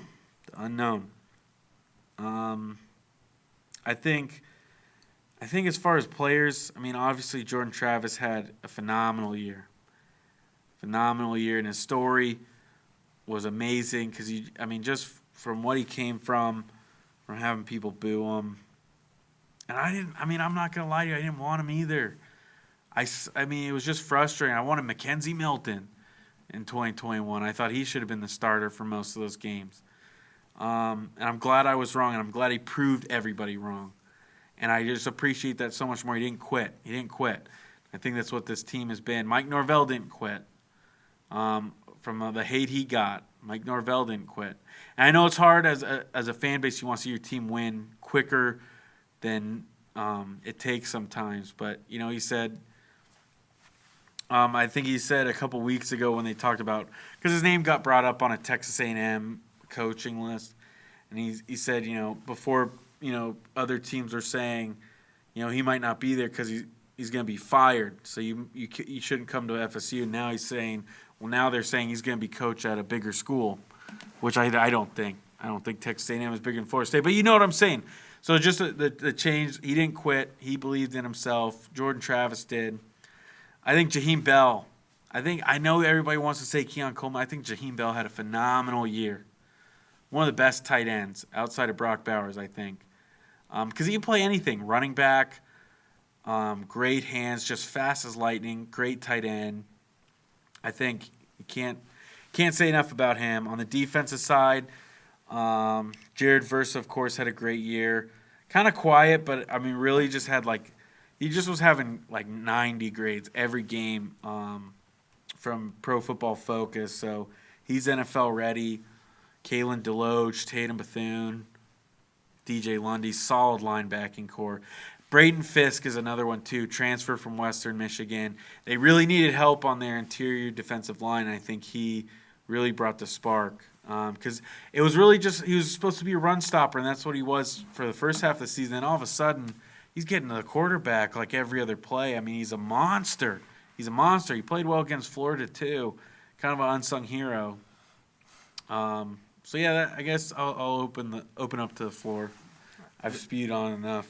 It was just amazing to watch the chemistry in this team and to watch them get up and play the Gators this past week after all the turmoil that they went through the week before. Just this has been a special team. If this is as far as they get, it was still a great run, a great surprise, really. I was just kind of being super optimistic at the beginning of the year, man, they might go the whole way, they might not lose a game, and to see him not lose a game, it was wow, they did it, they really did it. It's just been awesome to watch. Yeah, I mean, as an FSU hater, you guys know that they gave me nothing to hate on. They won every single week. They did the FSU thing. They are the true FSU team. They never back down. They never let a first half disappointment, change their second half comeback. They just didn't do it. There's so much talent filled up and down the roster. I think that's something that impressed me with FSU. I think that's kind of why I thought they would look a little bit better without Jordan Travis, because I do feel like they have a bunch of talent and speed and experience all over that thing. And maybe it was just a rivalry wacky. It really could have been. It could have just been a rivalry wacky. It's the swamp. It's electric. All that good stuff. But I do think they're talented all over. They've had a great season. I know I would have liked to see them play a couple tougher teams. I would have liked to see maybe a couple of ACC teams, play a little bit better, give them a little bit more run of the money. But that they can't control that. They only play in the conference they play man. in. There's nothing they could do. The ACC has 11 bowl eligible teams this year. Yeah, because they're all mid and they're winning games. They're winning games. Against each They're other. all 6-6. Literally. They have more bowl eligible teams than the SEC. More bowl eligible teams. That's one of those fun little statistics that you can make sound good. Yeah, there you go. But yeah, I think they're a really talented team. I think we can look ahead to Louisville because this is a big game coming up. Yeah, I think it really relies on the defense. Can you play as good as you've been playing all year? The biggest stat to me in the second half this season, now we have a full 12 games this season, the defense gave up 58 points. 58 points in the second half. And that is an average of 4.8 points. So a little more than a field goal and less than a touchdown. And that's crazy. That's championship level defense. It doesn't matter who you play. And it's even you've played some bad teams and you've put in second stringers and they're not giving up points. They're not giving up points either. So you go, man, this team is heavy with depth, and I think it relies on the defense. I was a little unimpressed with Louisville. I think they're a way better team than Kentucky, and they kind of fumbled the bag.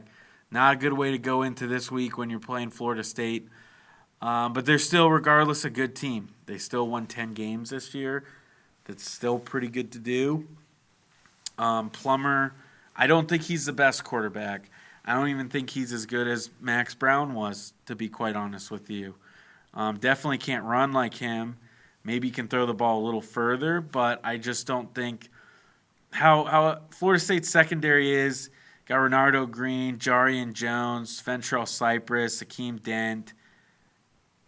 Dent's a dog, bro. He's such a good tackler. He played amazing. He played amazing in the game. He did. And he should have had a sack. Oh. Should have had a sack. No, he hit him in the face with his arm. Then throw him out for targeting. Oh my gosh. Unnecessary roughness, man. So I just think you're not going to throw the ball deep on Florida State. I think it really relies on their run game, which from what I've seen, it's not great. I think Florida State's probably weaker in the run game. They've been exposed a couple times, but they do get Jackson. He's a transfer. Hasn't played a single snap all year. He's been deemed ineligible, but apparently postseason does not count as this semester. So he'll be back on the defensive line. And so they're going to have a fresh body. Hasn't even sniffed the field. Just been getting healthy, staying healthy, working out, eating good. So, yeah, they're going to get a big boost for their defensive line in that game. So I think the defense, if you can just shut them down like you can, you have another week with Tate Rodemaker, who, again, it was just disappointing. It was really disappointing to see how they kind of played him and to see how he played. I mean, I know you're playing in the swamp. That's a tough game. But I'd like to see a little bit better. I think you definitely could have played a little bit better, Tate. I just being honest. Those two plays Brock Glenn came in, though, man. I think that's the quarter. I think he will be the starter next year. I'm not afraid to say it. I know Florida State has a great class coming in. One of those of which is 4-star Luke Kromenhoek from Benedictine Military School in Georgia. He's a 4-star. So he's going to be coming in. And he's going to want to start to take that starting role. I know Tate's going to be battling for it, but I think Brock Glenn, man, that is the future of Florida State. And he can run. He's a bruiser. So we'll see how that goes. But, yeah, you got another week, Mike Norvell, with Tate Rodemaker. Let's get him right. Let's make sure he's not concussed. I swear to you he is. I don't know how they let him back in that game. Man. Did you see his eyes, though? I mean, dude, it looked like a static TV. When he sat up, dude, I saw his eyes. When he sat up, they're messed up, dude. When he sat up after that hit, I was like, "Oh, that dude is." He was gone. Yeah, he was gone. So if he plays, I mean, kind of shame on the medical staff. He's gonna get. If he passed the concussion test, he passed the concussion. He passed the test on the sideline. You got to put him in a dark room with computer and see how he does. We'll see, man. Hey, I think something that I saw from Louisville that I think FSU is gonna exploit is the fact that Louisville has a porous run defense. Ray Davis ran all over them on Saturday. And I know there's another team that Ray Davis ran all over that we won't talk about. But, yes, because Kentucky has a really good run game, really good offensive line. Ray Davis is a really good running back. But, I mean, I think Trey Benson's a good running back. I think Lawrence Philly. Yes, I think FSU has a good offensive line. So I think they're going to be able to get that run game going even more than they did in the second half against Florida. I think that's going to power them. And I think with a little bit more running game, an easier environment, I think Tate Rodemaker is going to have a much better game. Yeah, I do think so. It's probably going to be – I almost am willing to bet it'll be like 70-30 Seminoles fans. Yeah. I think these fans have been waiting a long time to see their team back in it. What stadium are they playing? Charlotte, where the Panthers play. It's U.S. Bank, right? Bank of America. Bank of America. So, yeah, I guess it's time to predict. We'll predict the first one, and then we got – all right, so should we go predict this now or do college recap? Let's do it now, and – let's do it now. We'll do it with our FSU program. We've been going FSU. So, Joel, non-biased. 34-27 Seminoles. Ooh, see, I think FSU, I don't think they'll boot them with no losses, but I think you want to win by 3 touchdowns to be safe. You want to have a good game because this was not a good game. This was not, if this was, you do not want, good thing that they have another game because Florida was the last taste in committee's mouth. That's hard. That's hard. I don't think they will, but that's hard. You don't want to have a scratcher. Yeah, for me, I still think though. Look, I just think like we said it last week. I just think you control your own destiny. Mm-hmm. If you win out, it really doesn't matter because I think you just could not put an undefeated Power 5 team. You just couldn't. You couldn't do that. If you want to feel safe, win big, and I think they will. Yeah. I think they will. But I still think too. I think they just needed to show they could win without Jordan Travis, and they did. Fair. And they're gonna win again without Jordan Travis, 45-21. I would kill to see that. I think it's going to be a lot closer. Unfortunately, I think it's going to be painful at times.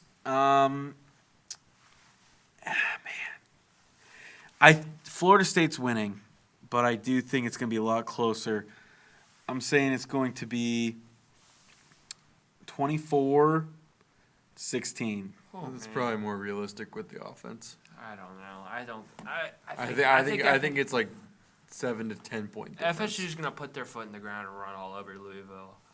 Louisville, their defense was not impressive to me against Kentucky, and Kentucky's a far worse team than FSU. Look at you, Mr. Florida State fan. I just think Florida State needs to get out of this game alive. You get out of this game alive. You only have a week. I mean, that's next week. You get out of this alive, and then you got 6 weeks. Let the CFP decide. Who cares? You got 6 weeks if you're in the playoffs to get Rodemaker right. You got 6 weeks. So they're going to just... That can't be right. Or, I mean, it's like 5. It's like 5. No, that's... No way. No way. No. It's like January 5th. You got 4. Okay, 4 weeks. Well, it's on the New Year's Day. So That's 4. the first one? 4 weeks. 4, yeah. You got a month. You got 4 weeks to get them right. So just get through this game, and I think that's probably their mentality. They're not going to say that, of course, but I think that's just going to be how it is. Get through the game, escape with a win, celebrate your ACC championships. Now you're on the clock. 4 weeks. All right, and we talked about one big rivalry, but there was a huge amount of big rivalries this weekend in college football, and we're going to recap them for you. First off, on Thanksgiving night, we were all in our food comas after some delicious food, and we were watching some Egg Bowl. And this was a low-scoring dogfight as Ole Miss beats Mississippi State 17-7. Weird game. I want Mississippi State to win. They came out on the ATV. Electric. Came out on the ATV. The cowbells were blaring. I mean, that's got to be such a crazy environment. Rays, see, I see where you got it from, Rays. Like, we need to be this. We need to have the same thing. We got to go to their game and see how cowbells work for real, man. I want to see those blisters. Yeah. But yeah, I wanted Mississippi State to win. I hate Ole Miss. They get the egg. Good for them. Yep. Ole Miss probably going to a New Year's Six Bowl. We'll just have to see. You know, I'm going to the Fiesta Bowl this year, so I want to see. I'm going to Fiesta Bowl this year. My fam's taking a trip. We're going to Fiesta Bowl and also a Phoenix Suns game. So yeah. I'm hoping for maybe if Ole Miss is in the Fiesta Bowl, that'd be sick. Ole Miss and Penn State, who can blow the game that would harder. be fun. That'd be a fun game, and those fan bases would travel. But yes, give me a good Fiesta Bowl. Also Friday, bunch of action, but the biggest game on Friday was the Civil War as Oregon blows out Oregon State 31-7. Bo Nix looks incredible, and Oregon's ramping up for Washington this next week, man. Yeah, I just think I put it in the notes, is this a different Oregon team? Because I think you look at the trajectories from that game. I think Washington has gone down. Oregon's gone. State, I would say Washington stayed a little like this. But dude, the Arizona State game, even Washington State, iffy. That was not a good game. It's a rivalry. Arizona, did they play Arizona? They play, but Arizona was. I think Arizona's decent, but it's still iffy. They beat. No, they beat Arizona at Arizona or Oregon Utah. State. Oregon State, where they didn't score any points in the second half. That was a little different though. That was like a downpour of rain. I'll give them a little. Yeah. I'll give them a little slack for that. But yes, it's gonna be. Yeah, I want Pac-12 in, so I kind of want Washington to win. I've also been rooting for Michael Penix. So I want Washington to win, but I do think Oregon might be the better team right now. I've been on the Washington bandwagon all year. I think I got them in number 4 in my rankings. All right, there we go. I can't wait to actually see what we got right. I know they're in there. I don't know if it's 3 or 4. Oh, I've put Notre Dame in there. I know it. I put Penn State in there. I'm an idiot for that. I feel stupid. Yep. So we're ramping up for that. That's gonna be a great Pac-12 champion. But you put Oregon in, Joel. I did. The first playoff game, if you will, of the season was in Ann Arbor, Michigan. It was the game, and it lived up to the hype. It lived up to the hype. Michigan won this game 30-24. Man, Kyle McCord did not look great. There was a couple sketchy calls. There's a bunch of that, but Michigan pulled it out, man. J.J. McCarthy looked good in this game. I'll give him that because he's had a couple lackluster games the last couple. He's making some really good throws, and I don't know. I still just don't think, like, what bothers me so much is, like, is Michigan really that good? Are they that good? Or is just Ohio State kind of mid, kind of mediocre, and they both beat up on Penn State every year to make it interesting? It's like you were holding on to that Ohio State win at Notre Dame, but it's like that Notre Dame fell off. Yeah, they're like 7-5 now. Yeah, I don't know. It's interesting. We'll have to see, man. We'll have to see Michigan prove it because they seem like a really well-rounded team, and that helps them. But it's like, are they well-rounded and they can only win Big Ten games, or are they going to finally win a playoff game? Yeah, because that's what I'm saying. Like, last year was set up perfectly for them because you don't get Georgia off the rip. And Georgia bullied them 2 years ago. Absolutely bullied them. Aiden Hutchinson with some terrible tape on that in that game. But then you come back, you get TCU. They just lost to Kansas State. And you get just embarrassed there too. Just embarrassed. And you go, is Michigan really that good? Are they really that good? Or are we just going to see the same thing? And I'm still leaning towards that. I'm still leaning towards Michigan just not being that good. Ohio State's mediocre. I'm on their wagon. Now they're playing for their coach. Like, he's coming back this week. But that's what makes – they're playing for their coach who got caught cheating. Yeah, that's true. I mean, even still, it's like they're avenging They've him. just bought in for something stupid. Because he cheated. That's why. Yeah, whatever. He cheated. Everybody Big cheater. cheats. But yeah, Michigan just has to prove it. They're going to beat Iowa. But it's like, is this the year for Michigan or is it not? This might be their make or break one, honestly. You're probably going to lose McCarthy. You know, this has been Corum. Yeah, they're going to lose those guys. They just lost their best guard, Zach Zinter. Man, that was awesome. I will say that. He got hurt. It's emotional. They score on the very next play. Then Blake Corum throws up his number.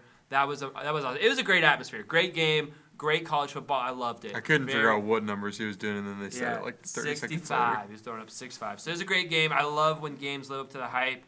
We already mentioned Louisville upset by Kentucky. Brutal. And I'll head it right down to the Iron Bowl. Game of the day, in my eyes, the Iron Bowl, when it's in Jordan-Hare, almost never disappoints. It's one of the best rivalries in college football. And this game was absolutely insane. We already mentioned it, man. They were getting nostalgic on CBS. The last Iron Bowl ever there. The last SEC regular season game ever on CBS. 10 years removed from the kick six. It was a recipe for an absolutely awesome game, and it was. Auburn, Alabama comes out and they score 7-0 opening drive. They've stopped Auburn twice, and you're looking at it and you're like, man, Alabama might kind of run them out the gym. Auburn just came off a bad loss. But Auburn hung in there, man. They answered with a touchdown. And, you go into halftime 17-14 after a busted coverage. But Auburn really, after Alabama goes up 20-14, Auburn dominates this game from the late third quarter into the fourth quarter. And they take the lead 24-20. Then there's a muff punt. And then you think they got him out of there. And then Jalen Milroe. I mean, that was one of the most incredible plays I've ever seen. One of the best throws I've seen. I jumped up. I don't like Alabama or Auburn. I jumped up out of the excitement because I love college football. Great throw, great play, and I mean, Alabama wins, keeps their CFP hopes alive. It makes me violently angry as a USF Bulls fan to see this team get away again, get lucky against a terrible team in Auburn. It makes USF look better. It just makes Alabama lucky, dude. So you rushed 2 guys. You got 9 dudes in coverage. 9 dudes in coverage. There shouldn't be anybody one-on-one behind a DB. Like, how do you let that happen? Yeah. How do you let that happen? First off, I get it. Muff punts happen. Huge blow. But then it's 4th and 26. Oh, my goodness. Stupid.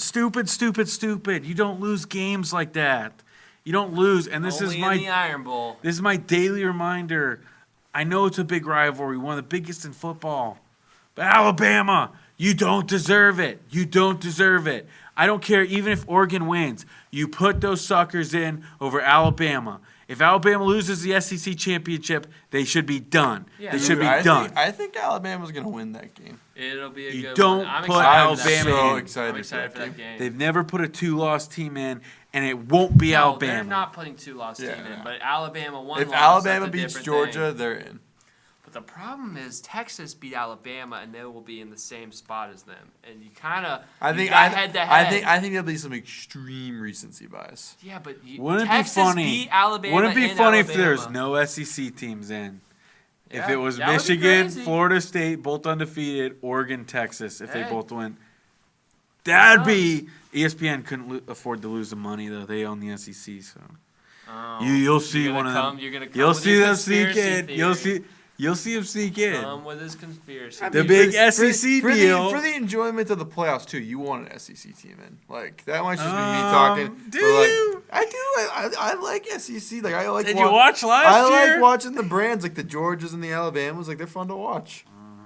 And they roll. I didn't enjoy a 65-7 national championship when apparently That's on TCU Michigan, was bro. the fourth best team in the nation, That- but that it's a was- 60 Okay. point That was an difference. anticlimactic well, stinker. TCU won a game, man. I hate when people do this thing in the TCU. But that's they the thing won a with playoff Michigan, game. though. I don't think Michigan's that good. I don't either, but I'm saying they won a playoff game. They won a playoff game, and they deserve to be in. They had a bad game, and Georgia had a great game. That is what it is, man.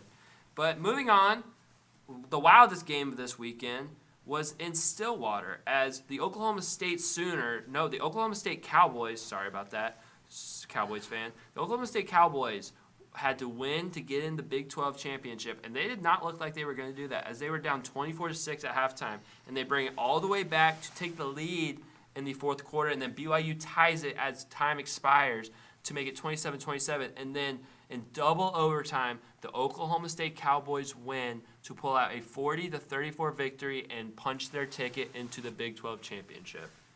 They might be the weirdest team in college They football. really are. Because, there's literally two outcomes that'll happen against Texas. They will either win very, very close or they're going to get obliterated. True. They won't lose close and they won't win big. They'll either win in a shootout or get obliterated. And I think it's a big blow to Texas because I think you wanted that Oklahoma game, and you wanted Oklahoma's higher ranked in the CFP rankings. So I think that would have been a better resume builder for them heading into, the decision because they're going to have to decide if Oregon wins and Texas wins, they're going to have to decide between Oregon and Texas. And that's a fascinating debate, really fascinating because Texas has more ranked wins. I think Oregon has looked better. But then Texas just beat Texas Tech this weekend by a lot, and Oregon beat them by 8. So sad. So I know it's a fascinating debate. And then you throw Alabama with one loss in there with the Texas win over Alabama. It's like, man, we could have a crazy year for the last 4. Next playoffs will be great Yes. because all you have to do is just win your conference and you'll be in. I like the debate. Like the debate's fun. I do, but I also like college football games. It makes watching ESPN at 8:30 in the morning worth it. True. And then Washington barely survives in the Apple Cup 24-21. Scary game for them, man. At home, but it's rivalry week. I'll give them a pass. But you got a big game coming up. That was a fun game to watch, too. Yeah, I missed that Yeah, one. I maybe was it's just watching a Iron Bowl. case of you're playing down to your competition, but And well, to be fair, Washington State, the first 4 games look good. Maybe Washington State just honed that in, man. yeah, and maybe you want yourselves to look vulnerable for the. Maybe that's a game plan too. It's almost a good thing to look vulnerable. Not saying they purposely played bad, but I'm saying like maybe it's good for them that they kind of seem vulnerable going into this the conference championship because, Oregon might have a little bit of false hope. Georgia hangs on versus Georgia Tech. Closer game than I expected, but it's an even Georgia week. Tech, they're dogs. I was watching the last 2 minutes of I that did. game. That was fun. That was a fun Georgia one, too. Tech. Hey, man, they're on the rise. Honestly, I'd like to see There, Georgia Tech. there was so good many recently. Georgia fans in that stadium. They made fun of yeah. it. They were like, "This may as well be a Georgia home Oh, game." yeah, that does stink. I agree with that. And then fun. Clemson guts out one against South Carolina. Good for them. Good for Dabo. Good end of your season. They were writing them off. Fun game. Iowa State and Kansas State in 6 inches of snow. A shootout in the snow. 42-35. I didn't watch the game. I heard about the snow, and I looked at the score, and I'm like, that was a snow game? We're doing shootouts in the snow? Well, that's awesome. Iowa didn't have a single play in the red zone. Really? Or Iowa State, yeah, and they scored, 45? That's crazy. I don't think Iowa State has scored that many points in the whole season. Yeah, they were just literally gashing Kansas State. It's a bad loss for Kansas State. They could have been a sneaky New Year's Six team, but not anymore. Not anymore. But yesterday's games worked out for me because I only was watching one TV, but I caught 3 of the last 2 minutes. They were spaced out good. They spaced them out really good. Well, it helps because they had the Friday, man. They set with the games on Friday. Put some. I like that. Yeah, that's what I'm saying. I love it. I want all the college football. I know. I love that's best weekend of the year, man. You get Thanksgiving and then you get I'm a meager man. I only have one TV. All right, so you gotta go TV phone. So we have the Power 5. We have 5 championship games, and we are gonna predict them. 4 points right now for you. All right. So starting off Friday night, 8 p.m. ABC. We have Oregon and Washington. This game is going to be at Allegiant Stadium in Las Vegas. Pretty similar distance. I think we'll have a partisan crowd. I think it's going to be a crazy atmosphere. The last Pac-12 game. The last Pac-12 game ever. Wow. Sad. Very That sad. is hard to say. Do you got Washington or do you got Oregon? I'm eating my W's because W's winning. Washington's winning. Washington's winning. Huskies. Oh, man. I am on the fence about this one because I have kind of hopped on the Washington bandwagon. No, they've been a fun bandwagon I really want them to win, but I just think Oregon's playing better football right now. I think Bo Nix looks unstoppable, and I hate it, but I think Oregon's going to win this game. They probably will, but I'm not jumping off the bandwagon yet. I'll be rooting for Washington, though. I don't know. I agree with you, man. Oregon's playing way, way better, but I just think, like I said, we've seen Washington play bad, but we've also seen them play really, really good. It's going to be I think it's going to be a classic. The Pac-12 will go out in classic fashion, and I'm kind of happy it's not USC or UCLA. Or Utah. I'm so happy. This is a dream. This is a Pac-12, I've had enough of those teams. This is a Pac-12 well, it's right because here. the Pac-12's been so bad that USC's mid-self can get out of it, but now the Pac-12's They act like they're so good, but look, they're not even the top dogs. Oh, man. This is a toss-up. I'm going to go with Washington. All right. I'm going to go with Washington. Okay. The CFP will have 4 undefeated teams. All right. Then we have on Saturday, starting your day off right at noon on ABC, Oklahoma State versus Texas. This game will be played at AT&T Stadium in Dallas, so expect a big it's gonna Texas be orange. crowd. It'll be orange regardless because Oklahoma State's orange. Oh, the game. But it'll be a lot of burnt orange. And I'll start off here. I think Texas will win, and I think Texas will win handily just to give us more debate. Yeah, I think Texas will win. I know Oklahoma's sneaky good, but if Texas can beat Texas Tech, man, that was their scary upset game. Yeah, I think Texas wins easily. Shout out to Oklahoma State for getting there. You had to win a couple games, and you did it. You beat Oklahoma. You sent them to SEC crying. I cannot believe that was a crazy game against BYU. I thought the Mormons had that one. Mm-hmm. But and to come back, conference championship on the line. Yeah. Going Texas. I'll go Texas. I was thinking about going Oklahoma, but I just can't. Well, and then the final. I want the points, but I'll just stick with the tie on that one. Yep. The final SEC game on CBS. Shame. Good riddance. It's very. What? I hate CBS's channel. I'm partly with Joel. I hate Gary Danielson. I can't stand the things he says. He annoys me. But I'll miss the song. I'll miss the vibe. I'll miss the memories. But the memories will all be there. Yeah, the memories will always be there. However, we had a big football game to play. We can't revel in the past. We got to think about the future. We have Georgia. We have Alabama. In Atlanta, Mercedes-Benz Stadium, 4 o'clock, CBS. Will, who do you have?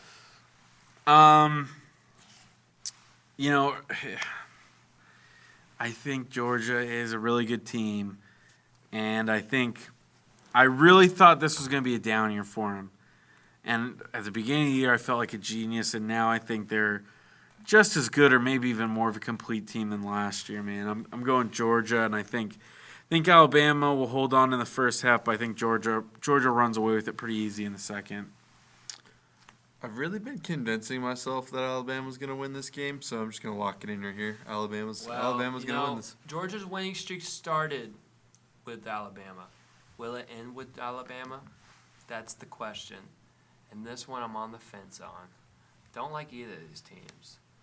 I just think Georgia's a little bit too good for Alabama. I'm going to go Georgia. I'd like to see Alabama win. I got a lot more respect for Nick Saban than I do Kirby Smart. Kirby Smart sucks. I hate him. Hey, man, Kirby Smart loves Jesus. Liar. I'm kidding. How much so? I'm never do that, guys. We don't do that here. But I'm going to go Georgia. Close game, though. It'll be a classic. And then your night to cap, you got 2 night champions. Fest. Yep. You have in Indianapolis, where the Bucs were just at in Lucas Oil Stadium. You got Michigan, you got Iowa. Will Iowa just defense it up and keep? Will they play their style of game? No. They'll play a good defense. They'll lose 17-0. Like that's what I think. It'll be. I don't know how this team won 10 games.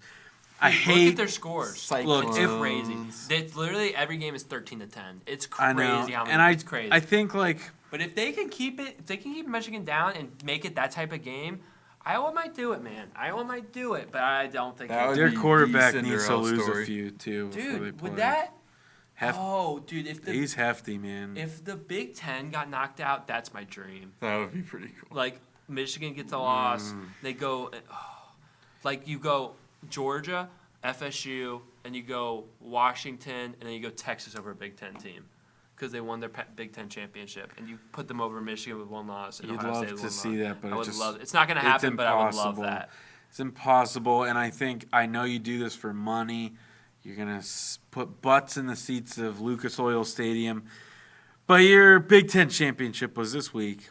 It was Michigan-Ohio State. That was your Big Ten championship, and I would have crowned, if I could control the Big Ten, I would have just crowned Michigan the champs right there. You don't even need to play this game. Hey, next year, no divisions. We might get That's good. We might get a Michigan-Ohio State double week back to back. And that's good. I would like that. Even if Michigan wins and they lose the next week, people would hate that. But I just think there's no need to play this game. There's no need to play it. Michigan won the conference. They beat the best team in it. But, yeah, Michigan will win this meaningless game, basically. It's just a tune-up before the playoffs. But Iowa might do it. They're not going to, but Iowa could do it. Just think about that. They can't. Dude, it's literally impossible. And maybe I'm speaking it into existence, but it is so impossible. It is so impossible. All right. Yeah, it's never going to happen. You could play that game 100 times. Iowa will not win. All right. And 100 times. You play it 100 times, Iowa will not win. That's crazy. Michigan could show up with their backups and win that game. That's crazy. We already gave you your Louisville FSU pick. Oh, just for fun, in our Bulls American Conference, we got SMU versus Tulane at Tulane. Who we got? SMU, man. This is their way back to the Power 5.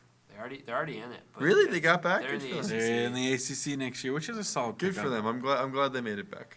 They were relevant. They got cool uniforms. They were relevant back in the day, and they're back. They've had a couple good seasons recently. Yeah, but no, I think Tulane will win. They lost. I just can't believe that they barely lost to Ole Miss without their starting quarterback, and then they just have fallen off the map. They beat. They just haven't played anyone. But it's like you beat USC last year. You lose to an SEC school barely without your starting quarterback, and then that's it for you. They're probably gonna have to get back in the New Year's Six and do it again. That's the life of a group of 5 team. That's what I hate. Next year it'll be nice. They will be in the playoffs. Yeah, that's awesome. Tulane can do some damage, honestly. They really could. Or JMU from the Sun Belt. It's one of those two. I'm saying next year though, they're probably gonna be just as good. Maybe. Yeah, I don't know if Tulane's quarterback's coming back, but that's our picks. We will update you on the scores next week. We will update you on the scores right now of what we have in our TB3 prediction battle. What are the scores, Will? All right, in third place at 55 points. I'm on a really bad slump, guys. That would be Joel. Really bad slump right now. In second with 58, Colby. And in first place, winning for the second week in a row, start of a new era, it is me with 59. But it's too close for comfort. I need some good things to happen. So, Lightning. But we had a lot of picks. You can get right back in it today. I picked ties with all of you guys on most of it, though. So you picked Bama. That could mess it up big time. I think Oregon's going to give me some points right here. Oregon could get you a point. Lightning, we could go 0 for 2, and you could go 2-0. Actually, we both did. Don't worry. We did the 2-2 on that. That's all right. I stammer. I need a goal. I need a goal stammer. Yeah, we all went real safe, except you went Glendenning. But yes, I went crazy, man. I went crazy. My crazies well, you haven't did been working last week, You did point last week, so you I do something. Yeah. But yes, thank you guys for listening. YouTube, Spotify, Instagram, Twitter, all that good stuff. You know it. If you are here and you're like, how'd I get here? You probably clicked the wrong timestamp. We got timestamps. Click around how you want to. I know we go long, but it's once a week, man. We're pumping out content. It's your podcast for the week. Yes, it's your podcast for the week. So yes, thank you. And small bites. Yes, and honestly, rest in peace to Pac-12. We're going to miss you. That's all I got to say. Rest in peace, Pac-12. Rest in peace. The SEC on CBS Sport Network. I wanted to do Florida State for the outro. I couldn't do it. I feel too bad. I love talking with the boys, and I'm just not going to do that. I got to do the CBS college football team. Thank you for listening. Good night.